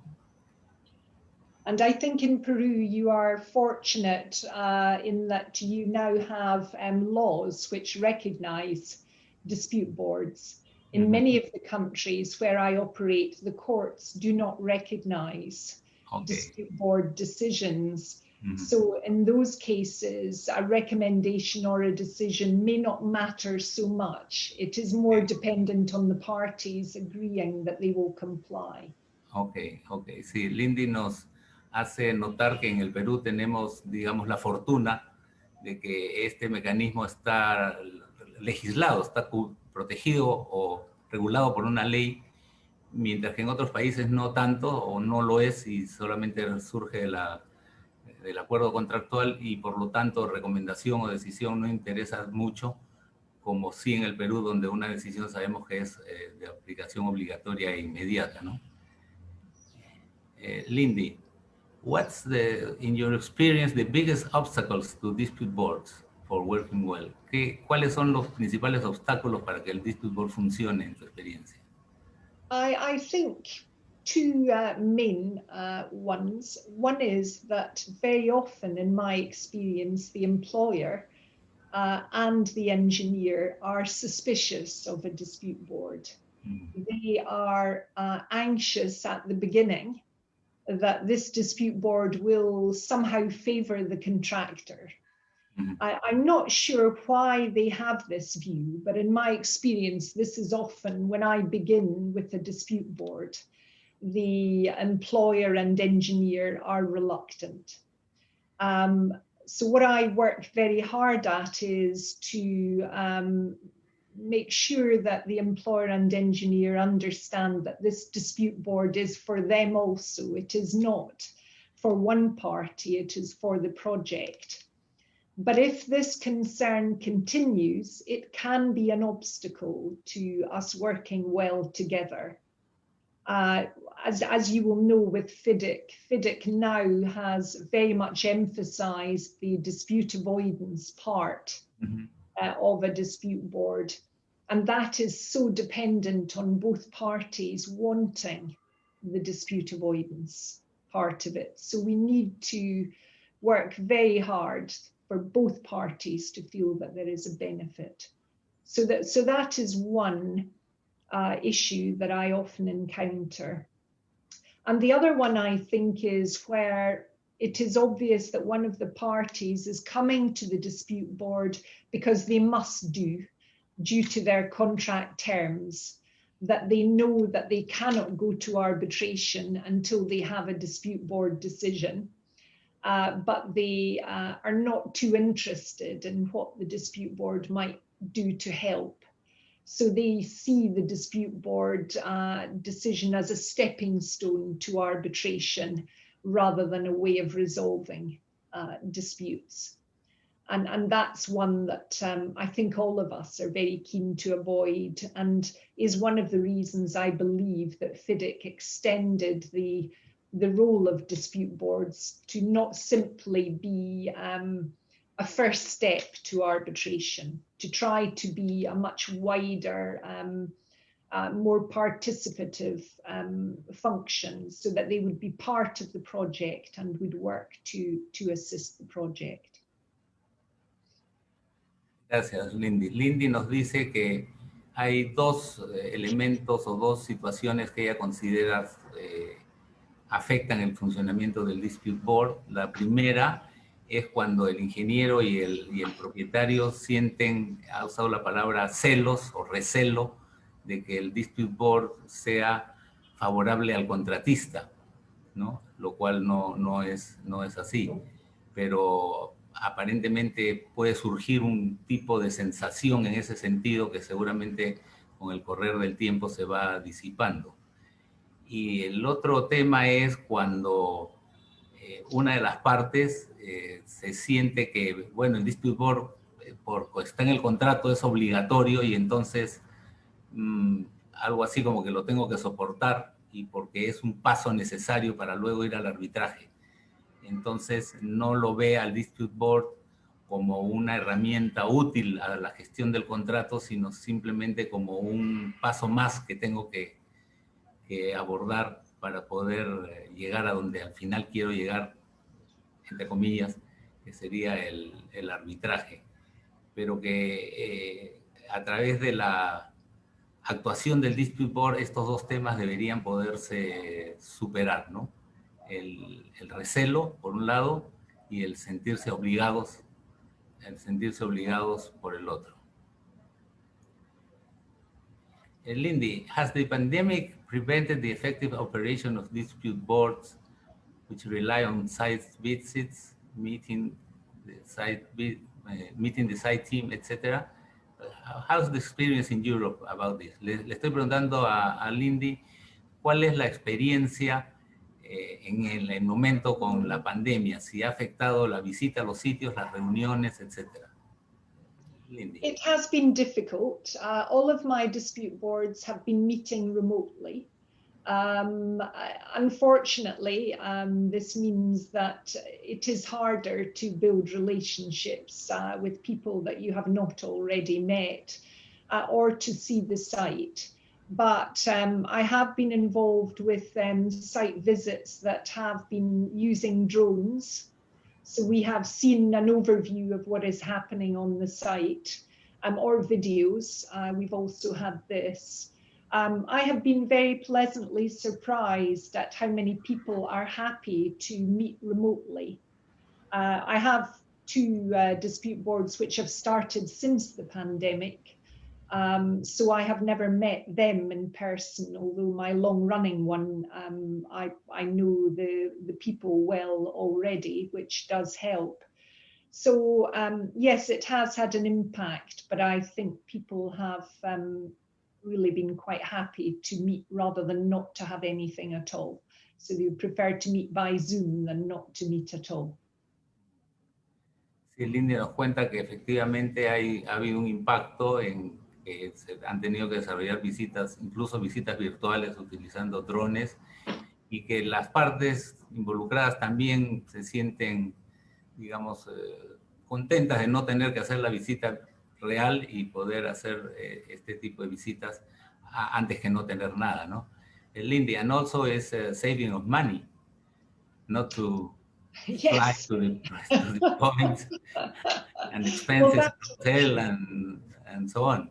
No, so they are happier about that. Yes, that is true. And as we know, one of the obstacles sometimes to appointing a dispute board is at least one party thinks, especially at the beginning of the contract, that this is not necessary and is too expensive. Mm-hmm. So yes, this can assist. I personally don't think that avoiding disputes, I think it's worth the money, and I don't think it is too expensive. But certainly there are parties who will not appoint dispute boards at the beginning because they are concerned about the cost. Linda, I would ask you two last questions. The first one is it possible to use dispute boards in private contracts? ¿Es posible usar el dispute board en contratos privados? And the second question is, to use dispute boards in constructions, using dispute boards in contracts other than construction, not only in construction contract, but in other type of construction. No, le pregunto a Lindy si se puede usar también dispute board en contratos que no sean necesariamente de construcción. Dealing with the private contracts, first of all, yes, it is absolutely common for two private companies to have a dispute board. And for example, in Europe, almost all of the power projects, renewables, wind farms, nuclear, solar, all of these are between two private companies, and they will have dispute boards. So it is very common. I appreciate that the administrative law issue does not apply there in certain countries, but it is very common. The second point, which I have forgotten, Carlos, what was your second question? If you can use dispute boards in contracts different Yes. than construction contracts. Yes, and the answer to that is yes. They are discussed and used in defense contracts, for example, and also IT, so information technology. In my experience, any contract which has, for example, runs for maybe 2 years or more and has ongoing obligations, as well as a detailed specification, will usefully have dispute boards. And IT contracts and defense contracts are examples of very similar issues as we have in construction, with a detailed specification, mechanisms for change, adjustment of contract price, extensions of time. All of these things also apply in these types of contracts. So yes, these can be used, can use dispute boards. Thank you, Lindy. Lindy nos dice que en Europa hay muchos contratos privados, principalmente con el área de energía entre dos empresas privadas, y están usando los dispute boards. Y respecto a que si es posible usarlo en contratos que no son de construcción propiamente, también nos dice que sí. Y nos pone dos ejemplos básicos, que son los contratos en materia de defensa o de tecnología. Y en general es cualquier contrato que tenga algún tipo de especificaciones detalladas o que sea largo en el tiempo y que está sujeto la ejecución contractual a cambios, ampliaciones de plazo, variaciones, etcétera. Pese a no ser de construcción, ella considera que pueden ser aplicables mecanismos como el dispute board. Thank you, Lindy. I'm going to pass now to Roberto. We'll be coming back to you soon. Thank you. Roberto, buenos días. Gran amigo del Perú, gran amigo personal también. Yo quería preguntarte, Roberto, ¿cómo ves tú la migración del arbitraje al dispute board, si es que se pudiese hablar de arbitraje, de migración, cuando pudiese ser que esto conlleve que se trate de arbitrabilizar, si es que existe el verbo, el funcionamiento del dispute board? Gracias, Carlos. Bueno, primero, buenos días, querido amigo Carlos. Te mando un abrazo, muy querido. Lindy, I send you my regards. It's so nice to see you. Rodrigo, buenos días. Y a todos los que están aquí. Es un placer y gracias al Instituto Peruano de Arbitraje. Es un honor estar aquí con ustedes. Bueno, Carlos, mira, me hace una pregunta que me ha preocupado en los últimos tiempos y es el siguiente. Yo creo que tenemos hoy en día en los dispute boards en Latinoamérica un poco lo que tuvimos en el arbitraje en los años 70s y 80s, es decir, un deseo de eliminar procedimientos demasiado formales que evitaban que las controversias fuesen largas, costosas, y en algún momento lo que sucedió con el asunto del arbitraje fue que se vendió, o lo compartimos en general, y yo fui parte de esos esfuerzos en México también, como un procedimiento expedito, menos oneroso, más ágil que los procedimientos litigiosos. Eso, como hemos visto, ha transcurrido el tiempo y lamentablemente el arbitraje en muchos casos, salvo partes que realmente quieren tomarlo y desarrollarlo en su forma primigenia, pues se ha convertido en un procedimiento muy sofisticado, con muchas complejidades, costoso, largo y además que ha impedido la solución de controversias en muchos casos, lamentablemente. Yo soy un ferviente creyente del arbitraje. Sin embargo, eso ha sido algo que me ha preocupado mucho. Ahora, En el caso del Dispute Board, yo creo que estamos en este proceso muy incipiente. Tenemos como un bebito, ¿no? Y este bebito tenemos que irlo orientando hacia donde queremos realmente que suceda. Lo que pretenden los Dispute Boards, como bien lo dijo Lindy, como se ha dicho en los paneles anteriores, es precisamente una solución efectiva de controversias en el proyecto.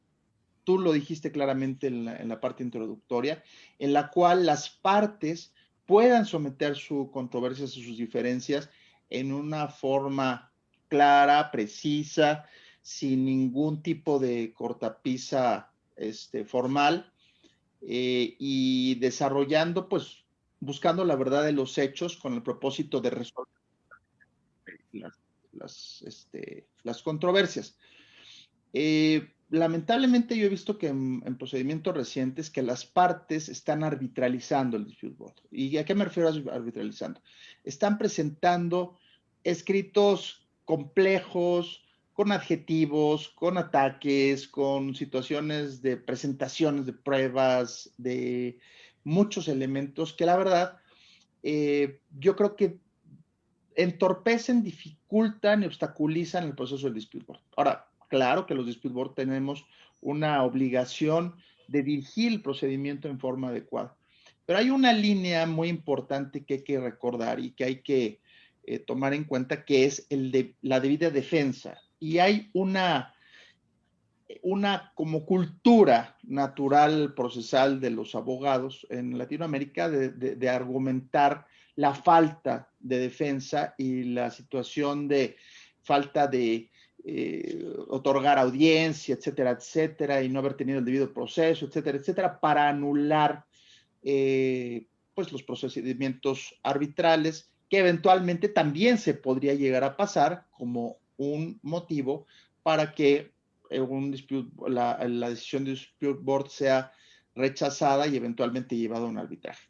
¿A qué me refiero con esta arbitralización que creo que nos ha llevado a esta situación y que tenemos que empezar a evitar?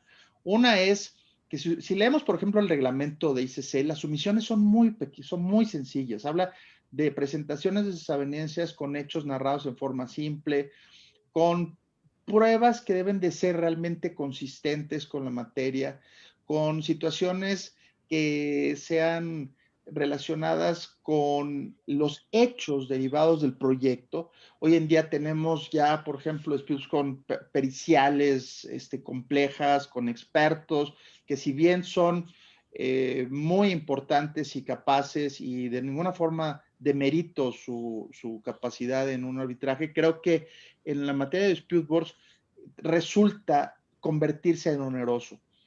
Y ahorita voy a decir por qué creo que además estaríamos atentando con los dispute boards.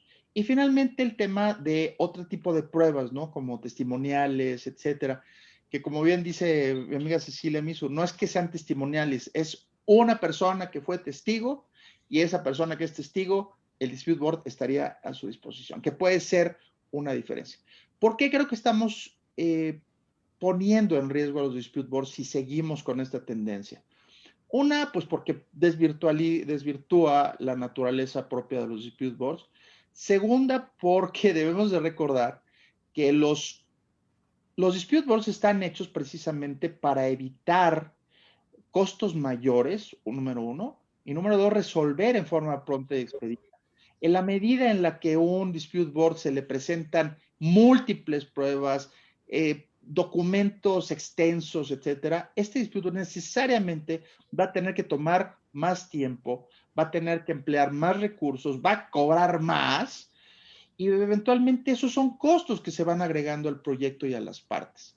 Y esto se va a acumular eventualmente a una de las partes que no va a estar de acuerdo y lo va a acumular al arbitraje. Y lo que a mí me pareció muy interesante, y tú también lo dijiste cuando dijiste están dispuestos a vacunarse, es, bueno, ¿para qué quiero un procedimiento que a final de cuentas le voy a meter toda la cantidad de dinero para que eventualmente no sea ni tenga los propósitos ni una decisión como un laudo arbitral que tiene efecto vinculante? Entonces, volviendo al tema de la pregunta que tú me hiciste, yo creo que debemos de ser muy cuidadosos en evitar la arbitralización de los dispute boards. Debemos de retomar su sencillez, debemos de plantearnos temas que muchos, inclusive gentes destacadísimas en materia de arbitraje, como es el caso de Bernardo Cremades, han dicho que, por ejemplo, los abogados ni siquiera deberían de estar presentes en los dispute boards. Yo no creo que eso sea necesariamente un argumento que pueda ser válido en todos los casos, pero yo entiendo lo que dice Bernardo Cremades, y es, bueno, no hagamos de esto una sala, una corte, hagámoslo una resolución de proyecto.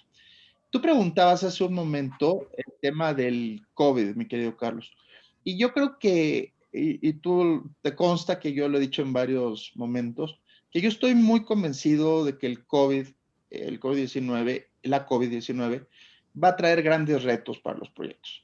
La propia Lindy nos lo está diciendo y a mí también me ha sucedido. Tenemos casos de personas que nos han dado su confianza en proyectos para hacer sus dispute y no conocemos, nunca los hemos visto y posiblemente no los veamos porque estos procesos terminan en un año y nunca vamos a ver sus caras, tal vez después en algún otro congreso en 2023, 24, no sé cuándo, pero nunca los habremos visto como partes.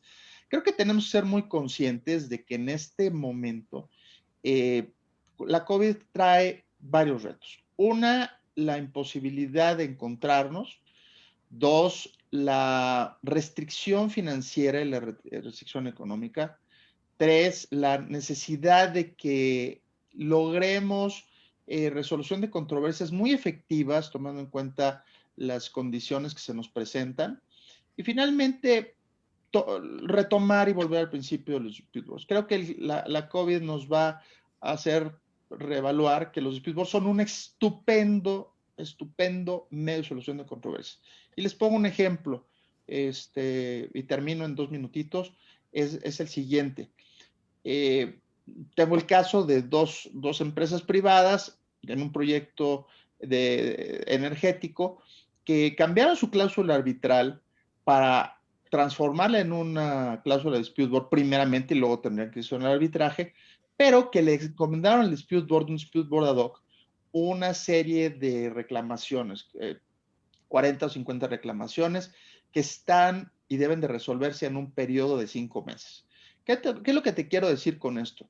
Creo que las partes se dieron cuenta de que el irse a un arbitraje de 40 o 50 reclamos bajo estas condiciones hubiese sido completamente costoso y oneroso y están yendo al dispute board con la intención de resolver estos temas por personas que están especializadas en esta materia y que eventualmente pues podrán resolverse en una forma más eficiente, claramente más económicamente efectiva, y creo que esto también les favorecerá en cuanto a gastos.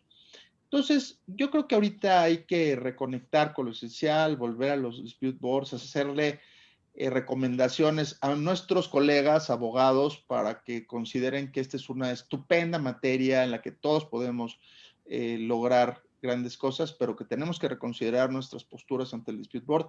Segunda, ante nuestros amigos expertos, hacerles ver a sus clientes que no necesitan grandes periciales ni cosas innecesarias. Tercera, los dispute boards, ser conscientes de orientar a las partes en forma adecuada y también llegar a un balance efectivo en cuanto a la defensa de los intereses de las partes. Entonces, ahí me quedaría, Carlos, para no abusar del tiempo. Creo que usé 10 minutitos, pero muchas gracias Gracias, Roberto. Quería una pregunta pequeña para completar este tema. Yo recuerdo cuando comenzamos a hacer arbitrajes en obras en el Perú, a fines de los años 90, a principios del 2000, que conforme fue avanzando la experiencia, yo escuchaba decir a los árbitros, las partes están judicializando el arbitraje. Ahora estamos escuchando, las partes están arbitralizando los dispute boards. Así es. Pero en el caso del dispute board o de la Junta, por lo menos en el Perú, entre la realización de la audiencia y la emisión de la decisión, solamente nos da la ley 15 días. Entonces no hay pues mucho tiempo para muchas actuaciones y muchas cosas. y a veces uno podría pensar, ¿esto quita calidad a la decisión? El hecho que tenga que tomarse rápido y con elementos o con argumentos no muy sofisticados, ¿eso podría significar que se pierde calidad en la decisión? ¿Qué opinas? Yo he escuchado varias en el transcurso de mi vida profesional, muchas explicaciones sobre esto, y yo recuerdo mucho la de un queridísimo maestro que en algún momento me dijo esto. Alguien podrá estar de acuerdo o no, ¿eh? Es que estos medios son medios de solución de controversias, no necesariamente de impartición de justicia. O sea, aquí podemos pasarnos 10 horas discutiendo esa frase, pero a mí me parece muy interesante el hecho de que, como sea, en un proyecto tenés un problema, se tiene que resolver. Hay decisiones buenas, hay decisiones malas, pero en un proyecto no puedes esperarte mucho tiempo. Tal vez las decisiones no sean de la calidad que pudiera ser cuando te tardas más tiempo, pero claramente una de las partes ya se definió para una de las partes. Y eso creo que tiene un gran valor. No necesariamente estoy de acuerdo en todos los casos, pero creo que tiene un gran valor y creo que corresponde a los disputos, a las JRDs, el saber que tienen que cumplir con los dos elementos, tiempo y calidad. Y pues comprometerse y obligarse a ello, ¿no? Yo no estoy de acuerdo en que resuelvas sin calidad, pero yo creo que el hecho de la resolución con eficacia te da más elementos que una resolución que llegue tarde y no es eficaz, ¿no? Gracias. Gracias, Roberto. Muy amable. Contrario, gracias. Para tu participación. Rodrigo, buenos días. Rodrigo nos acompaña desde Chile, ¿cierto? Así es, desde Chile. Tengo el gusto y el honor de compartir con ustedes.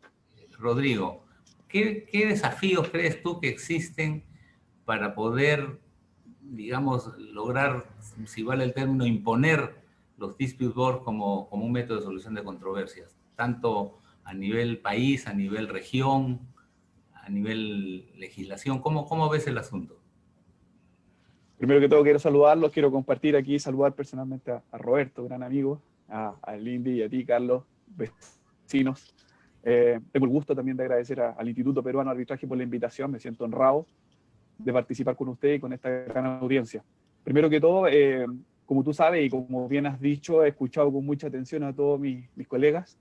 Efectivamente, la construcción es un sector altamente proclive a las controversias. Hoy día la industria de la construcción se ha vuelto una industria muy sofisticada y conflictiva, muy confrontacional, no solo en Chile, sino en el resto de Latinoamérica y en el mundo. Por tanto, yo me he tenido que introducir y empapar de data internacional para saber cuál es el impacto de este cáncer a nivel mundial, y he encontrado interesantes números, como por ejemplo un estudio que indicó Arcadis en el ámbito de resolución de disputa. El año 2019, 33 millones de dólares fue el promedio de las disputas a nivel mundial. 33 millones de dólares. Es una cifra sideral. Si consideramos la envergadura de esta problemática, este cáncer que yo le llamo. Ahora, bien, 17 meses es el tiempo promedio que tardan las resoluciones en resolverse, que es un tiempo también considerable, considerando la duración de un proyecto de ejecución. Y cuando uno toma esas cifras, esos números, y los traspola, los lleva a la región, llama la atención que ¿cuánto costaría realmente implementar un dispute board? ¿Cuáles son los beneficios? ¿Cuál es el costo-beneficio de implementar un dispute board? Entonces, uno ve cifras y le llama la atención cuando yo te escuchaba decir, oye, estamos dispuestos a vacunarnos, y uno busca cuál es la causa raíz, como cuando uno es experto, busca analizar cuál es la causa raíz de esta problemática. Y creo que la confianza es el punto donde convergen todos estos problemas. No confiamos nosotros en nuestras autoridades, no confiamos en el Estado, en el gobierno, en nuestros políticos. Tenemos, sin ir más lejos, tenemos el caso de Perú, tenemos el caso de Chile, el caso de México, estamos los tres acá, donde no confiamos en nuestras autoridades, no confiamos, menos vamos a confiar en la infraestructura legal, en la infraestructura que nos provee un mecanismo tan fantástico como lo es el dispute board. Por lo tanto, cuando yo veo estuve revisando una data bien interesante del año 2015, en donde se analizan todos los países de la OECD, y tenemos que México, Turquía y Chile son los países con más baja confianza social. O sea, llevamos todos estos números, todas estas cifras que yo les comento, para poder buscar cuál es la génesis del problema.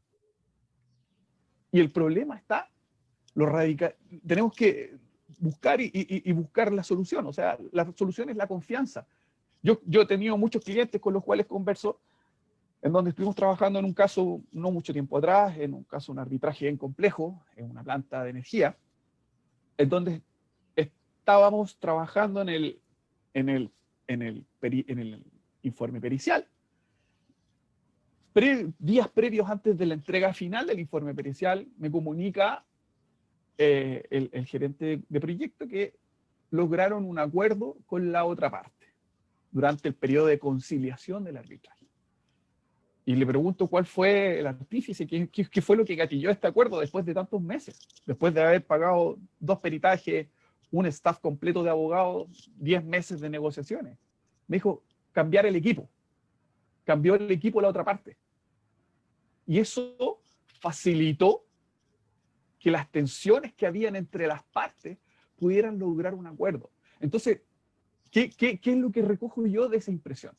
Que el problema no estaba en las soluciones técnicas, no estaba en los incumplimientos contractuales, no estaba en el papel. El problema era la falta de confianza entre las personas. Era la falta de comunicación que hay entre nosotros mismos, entre quienes participan en los proyectos de construcción. No confío en la otra parte, no confío en el otro profesional. Y por lo tanto, creo que este mecanismo, que son los dispute boards, es un excelente mecanismo para poder ayudar a evacuar esa tensión que se genera durante la ejecución del proyecto. Ahora bien, voy a tu pregunta. Me preguntabas cuáles son los desafíos. Bueno, si queremos implementar los dispute boards en Latinoamérica, en la región, primero hay que conocerlos. Tenemos que aceptarlos y reconocerlos. O sea, no sabemos, tú preguntas a mis colegas, preguntas a mis pares, ¿qué son los dispute boards? Nadie sabe lo que es un dispute board. Yo hago clases, tengo la fortuna de tener mucha comunicación con el rubro de la construcción. Estoy en permanente contacto con muchos alumnos, profesionales, abogados, peritos, y no muchos saben lo que es un dispute board. No sabe cómo opera el dispute board. No conocen las ventajas que tiene un dispute board. Por lo tanto, lo primero que hay que hacer es concientizar, hay que difundir y entregar ese conocimiento. El Dispute Resolution Board Foundation, que lo lidera en Chile la Marcela Radovich, es una excelente organización para esta difusión. O sea, Jaime Grey desde Perú ha venido y he tenido la fortuna de participar en muchos talleres con él para poder difundir en Chile, en Perú, en Costa Rica, Panamá, que son países, yo considero Perú un país líder en esta materia, porque ha sido capaz de innovar, se ha atrevido a implementar cosas que nosotros no hemos hecho. Estamos nosotros años luz todavía de lo que ha hecho Costa Rica, Panamá o Perú. Por lo tanto, parte número 1, y creo que ahí es donde tenemos nosotros nuestra misión, es evangelizar. O sea, el conocimiento y la difusión, entregar esa difusión. Segundo, hay que concientizar, pero también hay que capacitar. Y ahí es donde yo cito a Jaime recién. Jaime ha hecho un estupendo trabajo. Roberto ha hecho unos papers que han sido publicados recientemente, maravillosos. Está Gustavo Paredes, tenemos a Juan Eduardo Figueroa, que ha sacado unas publicaciones estupendas acerca de cómo se debe hacer un entrenamiento. Esto no es tan solo un entrenamiento técnico, también es un entrenamiento legal y procesal. Esto va sumado, ¿cierto?, de toda una sumatoria de habilidades, en donde yo también le agregaría habilidades blandas. No puedo yo tener solamente un equipo técnico, legal y procesal muy sofisticado. También tengo que tener capacidad de negociadora. Por lo tanto, el panel tiene que ser capaz de traer a la mesa a las partes, sentarse a conversar y lograr puntos de acuerdo y comunión. Buscar esos puntos donde ambas partes sientan que las ayudaron a evacuar esa tensión y se sintieron beneficiadas en pro del proyecto. Y aquí la misión es terminar y culminar el proyecto con éxito, y no que una u otra parte se sienta en desventaja o deprimida por la otra, como suele suceder. Y otro punto que me gustaría a mí mucho tocar y que nos toca profundamente a nosotros en la región es el fortalecimiento de la ética. Creo que nosotros nos vemos tremendamente tocados por la corrupción, por la falta de ética y de transparencia. Creo que nosotros debiéramos ser capaces de tener personas íntegras, primero que todo elegir a las personas idóneas, técnicas, capaces y tremendamente éticas, o sea, con un perfil que no sea tan solo un perfil técnico, un perfil legal, sino también una persona íntegra. Por tanto, esa sumatoria de habilidades, las habilidades negociadoras, una persona íntegra, correcta, transparente, con un tremendo background en términos de experiencia, ayudaría mucho a ayudar a las partes a lograr un avenimiento y un acuerdo en pro del proyecto y así, de esa manera, resolver cualquier tipo de disputa que pudiera tener el proyecto durante la ejecución. Y no llegar y esperar llegar al final al término del proyecto cuando ya las partes están completamente polarizadas. Lo único que queda es dirigirse al arbitraje, como dijo recién Roberto, y judicializar posteriormente la disputa. O sea, no queremos judicializarla, tampoco queremos llegar a un arbitraje, entonces busquemos un mecanismo de resolución que anticipe la onerosibilidad de la disputa. Para mí llegar a un arbitraje es oneroso y es un tremendo tiempo invertido, desgastante para ambas partes, en donde yo siempre he dicho, dos pierden. Ir a un arbitraje ninguno gana. Solo hay que hacerles entender a las empresas, tanto contratistas como mandantes, que ambas partes pierden y ninguna va a ganar. Así que creo que esos tres puntos son fundamentales para lograr sacar adelante este bebé que mencionaba Roberto en la región. Rodrigo, gracias. Una pregunta para complementar. Dentro de este marco que has descrito apropiadamente, ¿cómo ves la intervención que pueden tener en los contratos públicos los organismos de control gubernamental, llámese la Contraloría? Sí, ¿Cómo influyen o dejan de influir ante el funcionamiento de un dispute board? Una estupenda pregunta. Te comento, Carlos, nosotros aquí en Chile tenemos, como ya lo mencionó Lindy, los contratos privados son los más, quienes facilitan más la implementación de los dispute boards. No así los contratos con el Estado, o sea, el contrato con el Estado no lo permite, ya no están. Por lo tanto, yo partiría primero por tratar de persuadir a los agentes de gobierno para que pudieran implementar este tipo de herramientas en las empresas estatales. Hay un caso donde se intentó y se implementó un pseudo dispute board en una empresa estatal en Chile y duró, tengo entendido que no pasó de los 2 años, no alcanzó a durar los 2 años porque la empresa sintió que se sentía, la empresa mandante, que una empresa estatal se sentía en desventaja producto de las recomendaciones del panel. Y eso gatilló que finalmente la empresa estatal decidiera eliminar esta mesa de resolución de conflictos. Era una estupenda implementación, una innovación dentro de la industria, y creo que hubiese sido una herramienta tremendamente potente para poder mostrarle al Estado y a los otros organismos del Estado de que se pueden lograr beneficios mutuos, que no siempre el más grande es quien tiene el poder, que hay que ser justo, y que siempre acá lo que nosotros llamamos el más grande se come el más chico. Por tanto, lo que buscamos es que haya un equilibrio y un balance, que el contratista no se sienta en desventaja cuando le toque trabajar frente al Estado. Por lo tanto, ¿qué es lo que hace eso? Que el contratista genera ofertas más onerosas porque sabe que va a tener que pelear contra este elefante blanco en caso de que tenga que litigar, y por tanto sus propuestas tienen siempre una brecha un poco más holgada que lo que podrían hacer frente a un contrato con un organismo privado. Así es que eso hace también que sea más oneroso. Sin ir más lejos, el año pasado salió una publicación del diario Mercurio aquí en Chile, un diario de difusión nacional, en donde publicaba en su portada principal que un 20% de los proyectos del MOP, que es el Ministerio de Obras Públicas en Chile, culminaron con atrasos y con sobrecostos. Un 20%. Entonces, cuando tú llamas y piensas en esas cifras, dice, eso lo pagamos todos los chilenos. Eso lo pagamos todos los contribuyentes. Y por tanto, es misión nuestra, quienes estamos en la construcción, quienes nos dedicamos a esto, tratar de impulsar este tipo de herramientas para que el gobierno se dé cuenta de que hay una solución, que hay una forma de lograr acuerdos y que no todos los proyectos terminen con un 30, un 40% de sobrecosto y atrasados 1 año, 2 años o 3 años. O sea, la semana pasada se inauguró un proyecto que debía terminar hace 4 años atrás.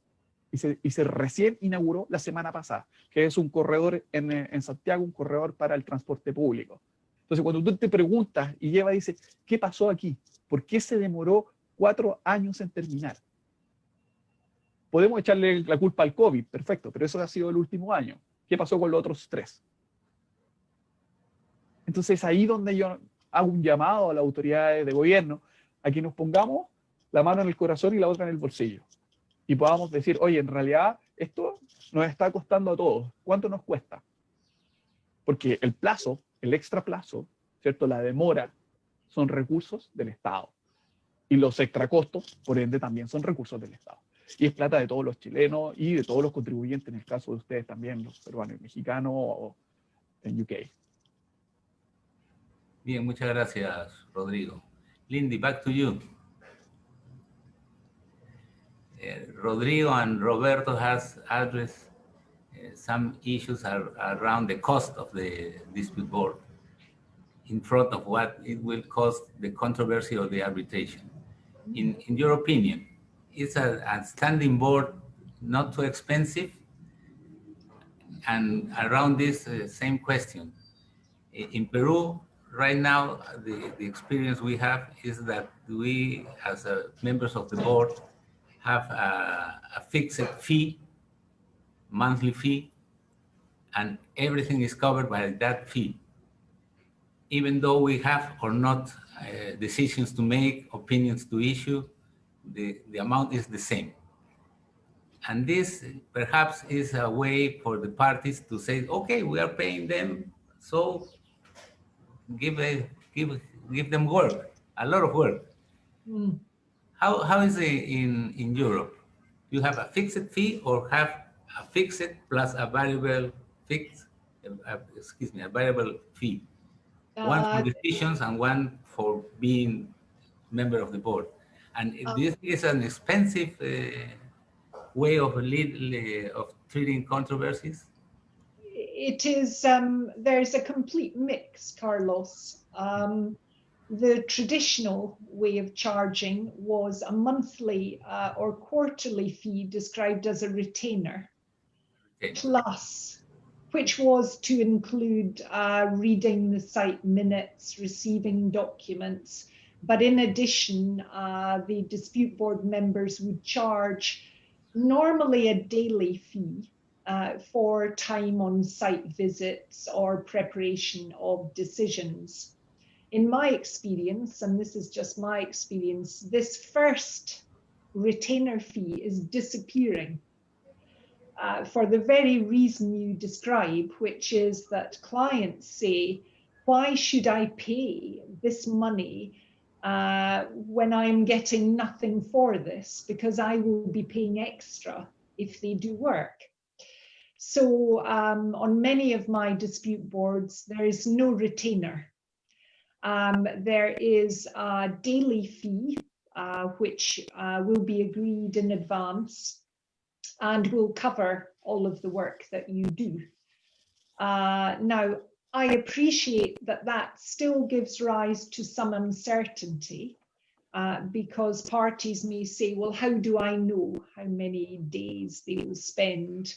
And that can be a difficulty. I am on a board at the moment with a dispute board member who is doing this fixed fee you have described, but they're doing it per dispute. So often I am on boards where the charging mechanism is different for different dispute board members. And although I am a UK barrister, we have not got a good reputation for charging because there is a perception that if you have 3 English or British QCs, it will be very expensive. But my view is that a good dispute board is not full of lawyers. A good dispute board has at its heart the people who understand the project, the engineers, perhaps a programming expert, that sort of thing. And for example, I will not accept a dispute board appointment as a sole dispute board member if they're looking for a standing board. Because I am a lawyer, although I have experience in construction, I cannot resolve a very critical technical issue in the way that an engineer or another professional can do. So that is why I will usually be chair, not always, but that I think the most important parts of a dispute board are the technical ones. And like it or not, they are not so expensive as lawyers. So there are things that can be done there. It is a very difficult issue, charging, and I've been very interested in this one that I've recently been appointed in, where one of the dispute board members is charging a lump sum for each dispute. Now, in that one, we do not have a standing. We're not dealing with regular site visits. The project is almost finished. Parties have a number of disputes and they're bringing them gradually to the dispute board.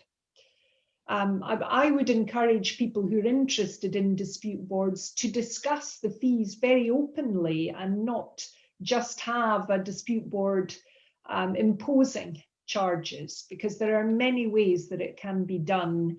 And I do believe that if you get the right dispute board and the right charging mechanism, it is still so much cheaper than full arbitration.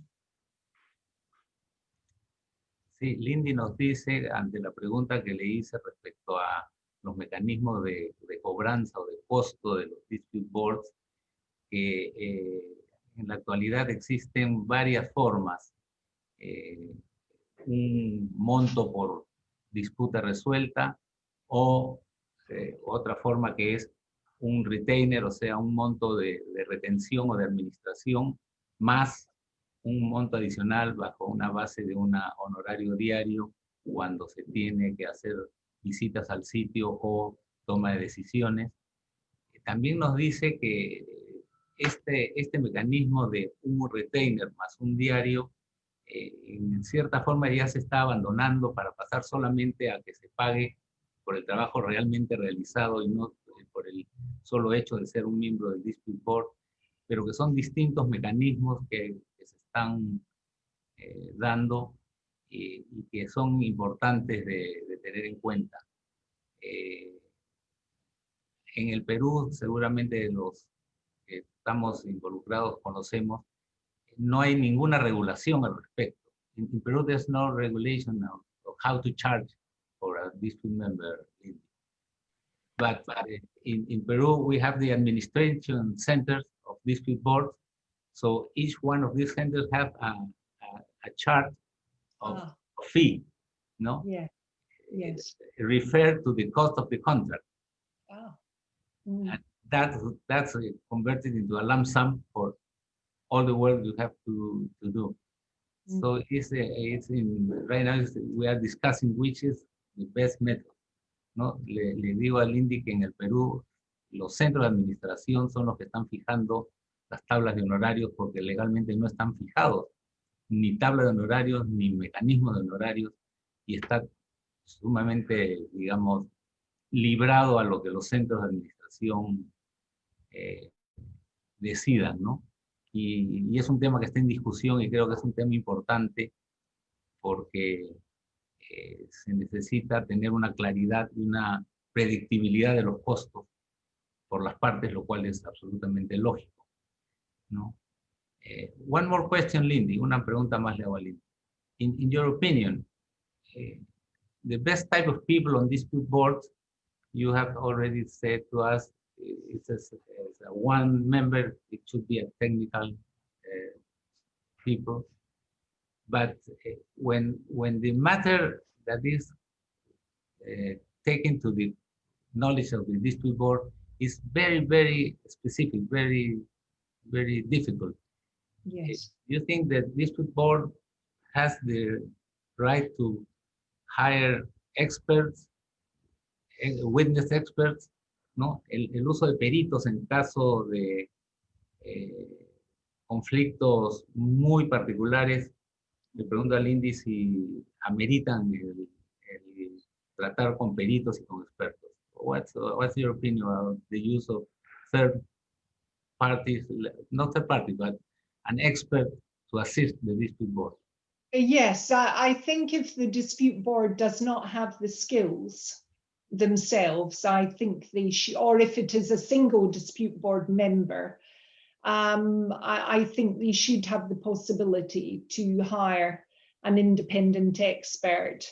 I was thinking that the most recently, I was working on a metro project where the capabilities of concrete were hugely important and relevant in the one of the disputes.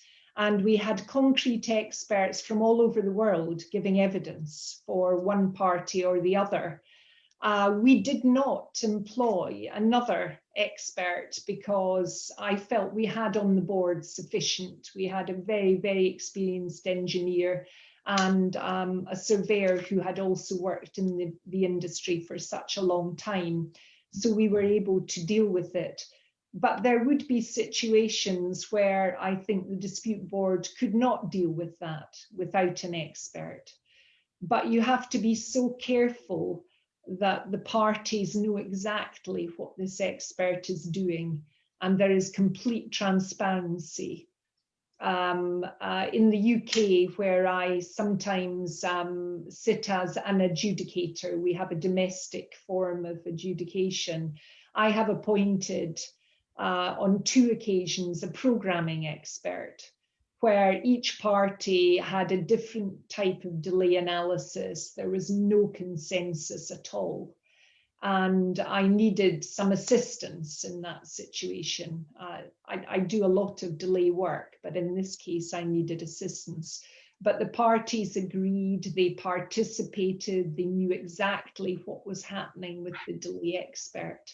And that is so important because the parties must be happy with where you are going with the dispute. Thank you, Lindy. Lindy nos informa ante la pregunta que le hice del uso de peritos o expertos por el dispute board que hay casos en que amerita tener un experto o un perito para temas específicos muy especiales, pero que lo importante es que las partes sepan exactamente qué es lo que se le está encargando, cómo lo está haciendo, etcétera, para que haya un cierto grado de confianza hacia ese perito que se está requiriendo para casos específicos, ¿no? En la experiencia personal, en las juntas que estoy en el Perú, no hemos recurrido a peritos más que en 2 ocasiones. Uno en un tema bastante complejo de determinación de costos y otro porque era un tema relacionado con una póliza de seguros, ¿no? Cómo se aplicaba o no se aplicaba una póliza de seguros, que es un tema pues absolutamente especial o específico de una profesión que no necesariamente era la que pudiésemos con nuestros conocimientos cubrir. Roberto, ¿cómo ves el asunto de los costos, de la forma de pagar un dispute board? Y un tema que se ha discutido mucho en el Perú es ¿de qué parte del presupuesto sale? ¿Es parte del presupuesto de la obra? ¿Es parte que debe ser integrante de la oferta del contratista? Si eso es así, tendría que haber sido considerado como costo probable o como costo esperado por el propietario. ¿Cómo ves ese asunto? Gracias, mi querido Carlos. Bueno, lo primero que quisiera decirles es que yo coincido plenamente con Lindy de que ha cambiado, se ha transformado el tema de los costos y los honorarios de los disputas. Hace algunos años, estoy hablando tal vez hace 10, 12 años, aquí está Jaime Gray, no me dejará mentir, había una tarifa pues casi referencial que era común y que estaba en forma casi indiscutida. Actualmente ha variado mucho. Primeramente, yo creo que para bien, porque hay muchísimo más personas que están trabajando en este medio y como tal, empieza a haber yo diría un mercado, déjeme utilizarlo. Yo lo dije esto hace 2 años ahí en la UCP, de que ya empezaba a haber un mercado. Y esto quiere decir que ya hay muchísima más conversación entre las partes y los miembros del Dispute Board sobre honorarios. Entonces, ya hay negociaciones, ya hay discusiones. Yo me acuerdo que cuando fueron los temas de Lima 2019, pues había un punto presupuestal y entonces tuvieron que discutir con las partes muy al principio cuánto era lo que tendrían que manejarse basado en lo que estaban dispuestos a pagar.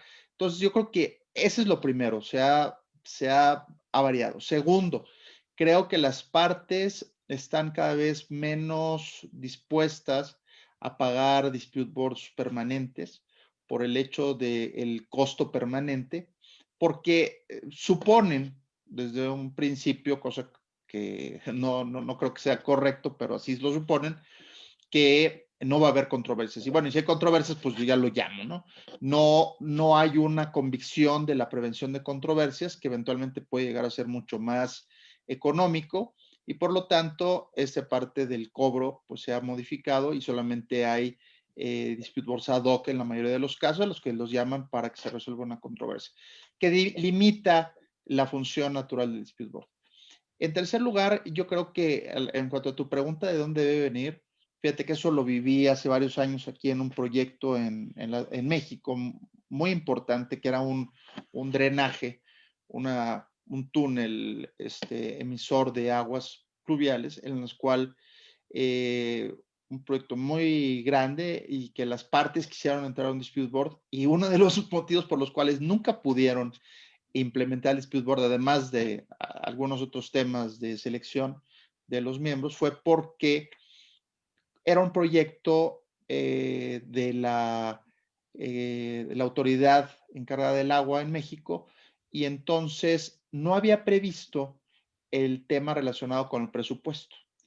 Y como no había previsto esta situación del presupuesto, no podía emplear y encargar a los miembros del dispute board pues un costo que no había considerado, y eventualmente el contratista no quería tampoco incurrir en este riesgo de que no le fuera reembolsado bajo estas condiciones. Pasa y superada esa situación que nunca ha podido lograrse aclarar en México, lamentablemente, yo sí creo que desde el principio las partes deben de, cuando tienen una cláusula de solución de controversias, deben de prever como costo y presupuesto del proyecto la implementación del dispute board, para el efecto de que este costo sea parte del presupuesto tanto del el comitente como el contratista, y con una reserva claramente relacionada con disputas futuras que pudieran llegar a darse. Yo creo que es difícil que las partes, si no tienen un presupuesto considerado previamente, conciliado y consciente de cuánto van a invertir en este proceso, se animen a implementar un dispute board, a menos de que tomen recursos extraordinarios, porque lo sabemos, las obras se ganan o se pierden por centavos. Entonces hay que ser muy cuidadosos en que esto sea parte del proceso administrativo y hay que explicárselo no solamente a la parte de presupuesto, sino a la parte operativa, la parte administrativa, la parte contable de las empresas y la parte correspondiente del gobierno para que esto se dé. Y eso es parte de este proceso cultural que hay que continuar trabajando en la parte administrativa y corporativa. Que yo creo que sigue siendo un elemento que impide que los dispute boards se implementen con toda su fuerza en muchos casos, ¿no? Bien, Roberto, en el chat, en preguntas y respuestas, hay una pregunta muy relacionada con esto. Dice, los costos de la JRD son asumidos íntegramente por la entidad contratante, debido a que la parte correspondiente al contratista estaría incluida en los costos indirectos y el valor referencial de la entidad. Por lo tanto, vía presupuesto propio o vía presupuesto contratado, al final lo va a pagar la entidad. Bajo esta premisa, el contratista debería ser más proclive, dice la persona que pregunta, a la utilización de la JRD, y que por lo menos desde el punto de vista económico este tipo de solución de controversias no le cuesta. ¿Tú consideras que esto es así? ¿Efectivamente no le cuesta? Bueno, es como el tema de los seguros, las pólizas de fianza, etcétera. O sea, a final de cuentas tú lo incluyes en los indirectos. O sea, son valores que son parte del proyecto y efectivamente, si tú lo piensas así, eventualmente lo va a terminar pagando en un presupuesto, en un proyecto público, porque no sale directamente del privado. Tal vez habría que buscar un medio en el cual esto pues fuera aclarado en el sentido de que no podría considerarse como parte de indirectos y que efectivamente fuese cubierto dentro del peculio de los contratistas. Pero si tú lo piensas desde la preparación de la oferta en una licitación y todo lo que debe incluir en los indirectos y los gastos que debe de considerarse por el contratista en su propuesta, pues realmente sí tiene razón, porque va a ser pagado por el cliente al momento final. Bueno, y lo mismo pasaría con el arbitraje, ¿no? Porque si el arbitraje a las partes también le va a costar y eso normalmente no ha estado previsto dentro de la propuesta económica. Pero lo que pasa es que en el arbitraje no necesariamente se activa y no están previstas. Y aquí están contractualmente previstas y tienes que contemplarlo en el caso de que sea un arbitraje permanente, digo un dispute permanente, pues tienes que considerarlo dentro del presupuesto necesariamente. Entonces creo que ahí hay una diferencia que sí resulta importante aclarar en el futuro para que los comitentes no se sientan inhibidos, ¿no? Sí. Bueno, es un costo de contrato, pues, la gestión contractual a fin de cuentas, ¿no? Gracias. Sí. Rodrigo, dime, hay poca experiencia, entiendo, en Chile con dispute boards y te escuché decir que no estaría permitido legalmente en contratos públicos. Si eso es así... Correcto, así, es así. Efectivamente, para entender y para que la audiencia que nos está escuchando comprenda, por ejemplo, lo que en el caso de concesiones, lo que existe es un panel técnico de concesiones, que no es un dispute board, ¿ya? Es un panel técnico que emite recomendaciones, sugerencias, pero siempre tiene me atrevería a decir con mucha seguridad, un pequeño sesgo de ser pro Estado, porque es un panel técnico de concesiones que no busca resolver las diferencias, pero siempre con una mirada no imparcial. Entonces es la antesala para el arbitraje. Finalmente se convierte, al no ser una resolución vinculante, termina siendo la antesala para un proceso arbitral, en donde pasan todos al panel técnico de concesiones para dar cumplimiento a un contrato, ¿cierto? Y poder posteriormente terminar en los procesos de arbitraje. Creo que en Chile el tema debiera tomarse. Hay proyectos pilotos en donde participan connotados profesionales, entre ellos está Cecilia, por ahí la escuché. Cecilia es parte de un proyecto piloto que se está implementando en Chile, donde se espera tener las primeras indicaciones a finales del próximo año. Estos 5 proyectos pilotos esperan dar luces de lo que se pretende implementar en el futuro. en materia de dispute board con el Estado. Pero de momento, hasta que esos proyectos no salgan a la luz, y los resultados de esos proyectos no salgan a la luz, sigue siendo un sueño, sigue siendo una mera ilusión. Sería fantástico poder tener una legislación que ampare la implementación de los dispute boards en el futuro, contar con profesionales capacitados, y que esto que sea una obligación impuesta para todos los proyectos a nivel nacional. Creo que ese es ahí donde debemos apuntar, y ahí es donde yo tengo que tratar de poner los máximos esfuerzos para que esto se logre. Dejar, como nosotros dijimos con Roberto, que se transformó en un evangelizador de la implementación de los dispute boards en Centroamérica y en México particularmente. Así es que quiero seguir los pasos de Roberto y ser el evangelizador aquí en Chile. Sí, Rodrigo, las disposiciones del Banco Mundial, por ejemplo, del BID, como organismos multilaterales, establecen prácticamente el uso del dispute board, y cuando nos obligan a usar el contrato FIDIC, por ejemplo, ahí está considerado el DAB. ¿Cómo funciona eso en un ambiente en el cual, digamos, la normatividad no acompañaría? Justamente, ahí es donde tenemos nosotros, claro, no hay una correlación entre lo que impone el Banco Mundial y lo que impone, ¿cierto? Piensa tú que acá en Chile no tenemos proyectos, pero principalmente hoy día en el área de energía renovable, son los proyectos que se postulan a la banca mundial. Por lo tanto, el Banco Mundial impone las reglas sobre países donde tiene opción de financiar proyectos de interés. Y esos proyectos de interés en Chile hoy día están en el área de la energía, ¿ya? Yo provengo del área de la energía, principalmente la energía renovable, y es ahí donde justamente se da este tipo de mecanismo, la implementación de este tipo de mecanismos. Y como ya sabemos, es el área privada, o sea, son contratos entre privados. Sin ir más lejos, yo soy un fiel admirador de lo que ha hecho el gobierno de Perú con la implementación de los contratos NEC, por ejemplo, que nosotros miramos con mucho celo y con mucha admiración. Tengo un profundo sentimiento de envidia con lo que han hecho ustedes, porque realmente han sido capaces de poder implementar y de innovar en materia de gestión contractual, cosa que nosotros todavía no hacemos. Entonces, creo que por ahí es donde tenemos que seguir la línea, ¿cierto?, y tratar de innovar, de atrevernos. Sabemos que va a ser difícil, sabemos que nos vamos a caer, sabemos que nos vamos a equivocar, pero creo que no hay peor riesgo que el que no se corre. Creo que ahí es donde está justamente donde está el deseo de querer cruzar el río. Por lo tanto, el atrevernos es el primer paso, meter el pie al agua.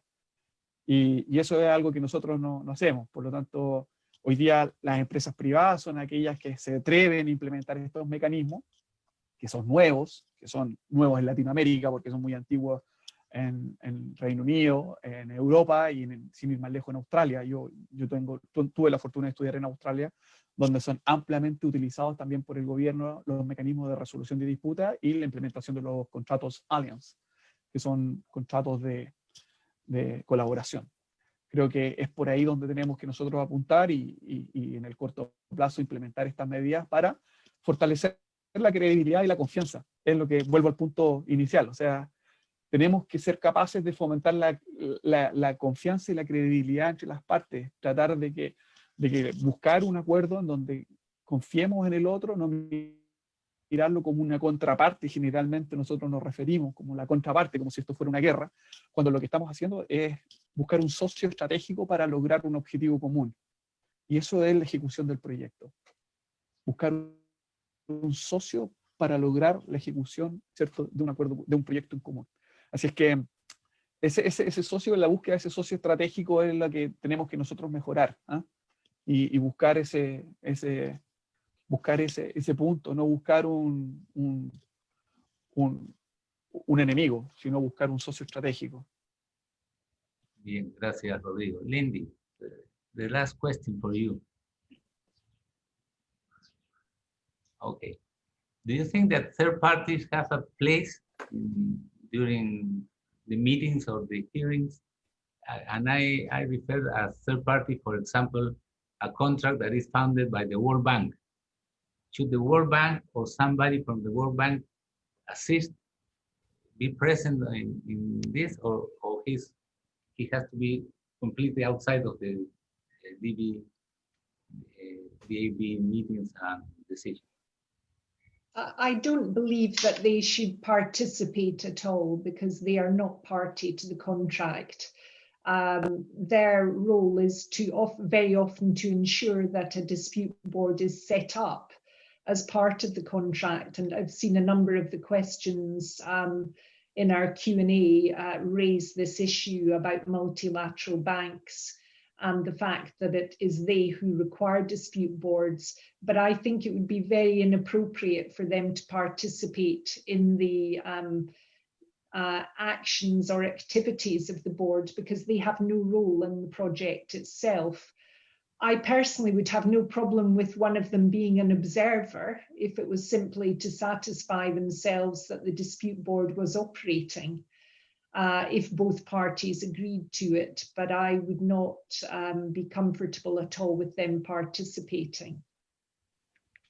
Sí, la pregunta que le hice a Lindy fue relacionada a que en un contrato, por ejemplo, financiado por el Banco Mundial, el BID o algún organismo multilateral, si alguien de este organismo tendría lugar o actuación en el funcionamiento del Dispute Board, y Lindy nos responde que ella piensa que no debe tenerlo parte activa, puesto que no es parte contratante, ¿no?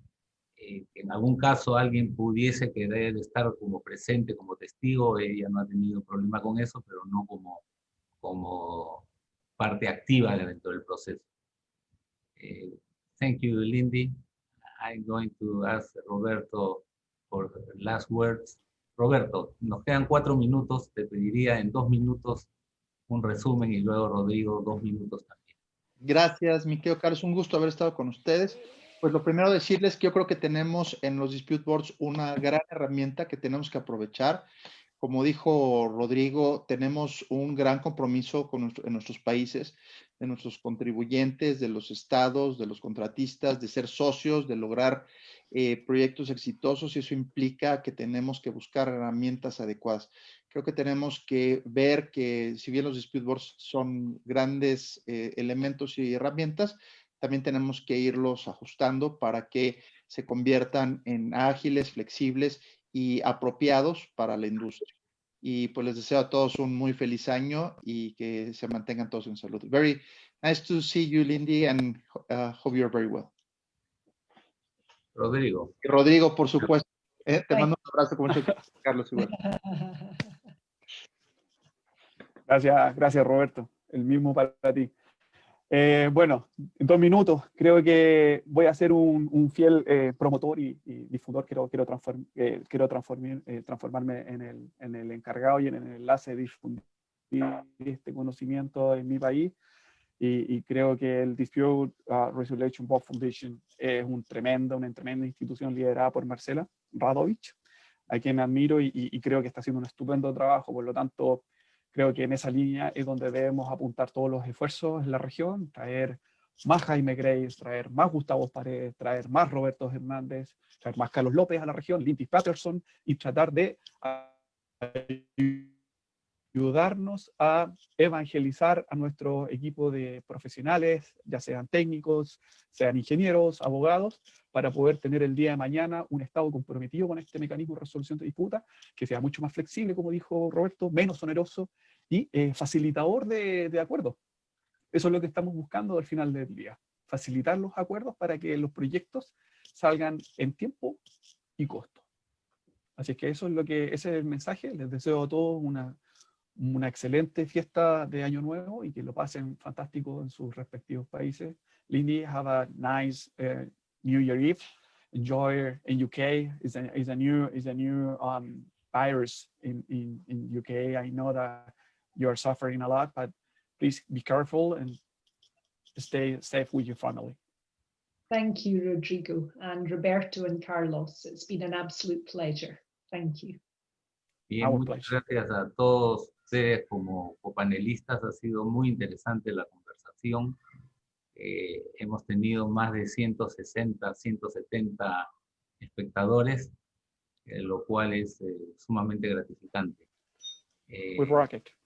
Igualmente, como Roberto, Rodrigo y Lindy, nuestros mejores deseos de que el año 2021 sea por lo menos mejor que el 2020.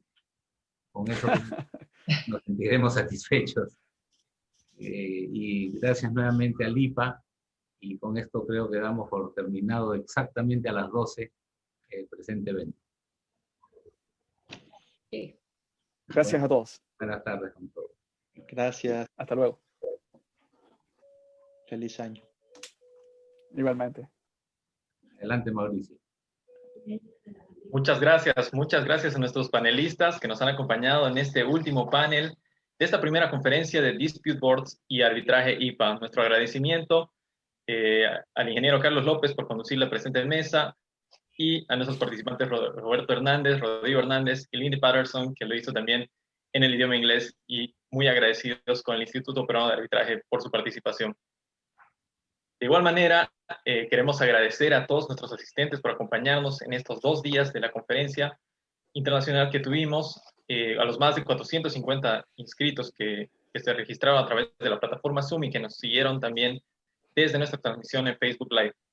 De igual manera, a tiempo de clausurar la presente conferencia, agradecer a todos los asistentes, panelistas, así como el equipo de apoyo del Instituto Peruano de Arbitraje, que estuvo detrás de todo esto por este 2021 exitoso, que tuvo además una cantidad masiva de eventos virtuales, y que por supuesto los asistentes pueden acreditar desde información.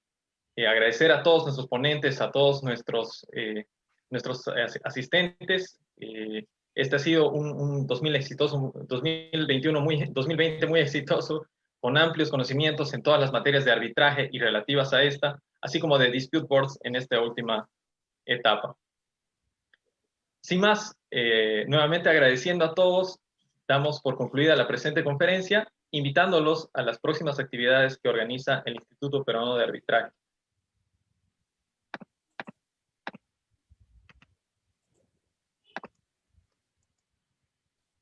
Este 4 de enero de 2021, el evento Upcoming Leaders, Litigio y Arbitraje, moderado por la doctora Roxana Jiménez Vargas Machuca, en el que dialogará junto a líderes promesas en el área de litigio y arbitraje.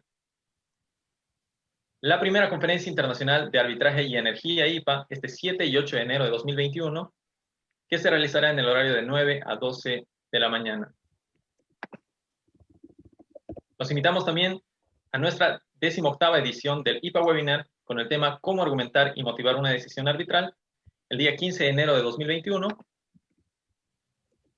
Y, por supuesto, la tercera conferencia internacional Women in Arbitration, que se realizará del 19 al 22 de enero de 2021.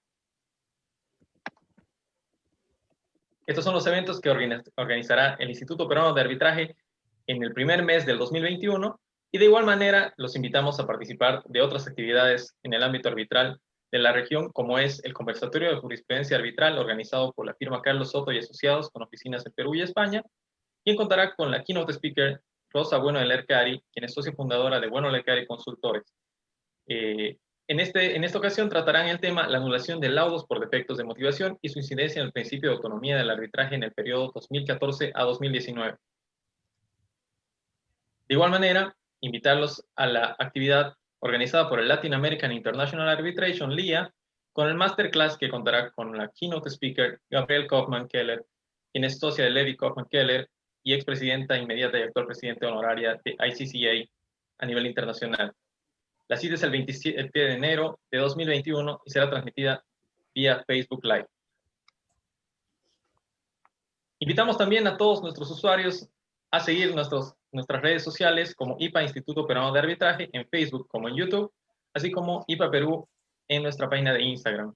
Recordarles que todas nuestras conferencias están grabadas y pueden encontrar mayor información de nuestros eventos virtuales en nuestras redes sociales. Nuevamente, gracias a todos los panelistas que nos han acompañado en este último panel y durante todo el evento, a todos nuestros asistentes, nuestro mayor agradecimiento desde todas partes del mundo. Muchas gracias y hasta un nuevo encuentro en el 2021. Hasta luego.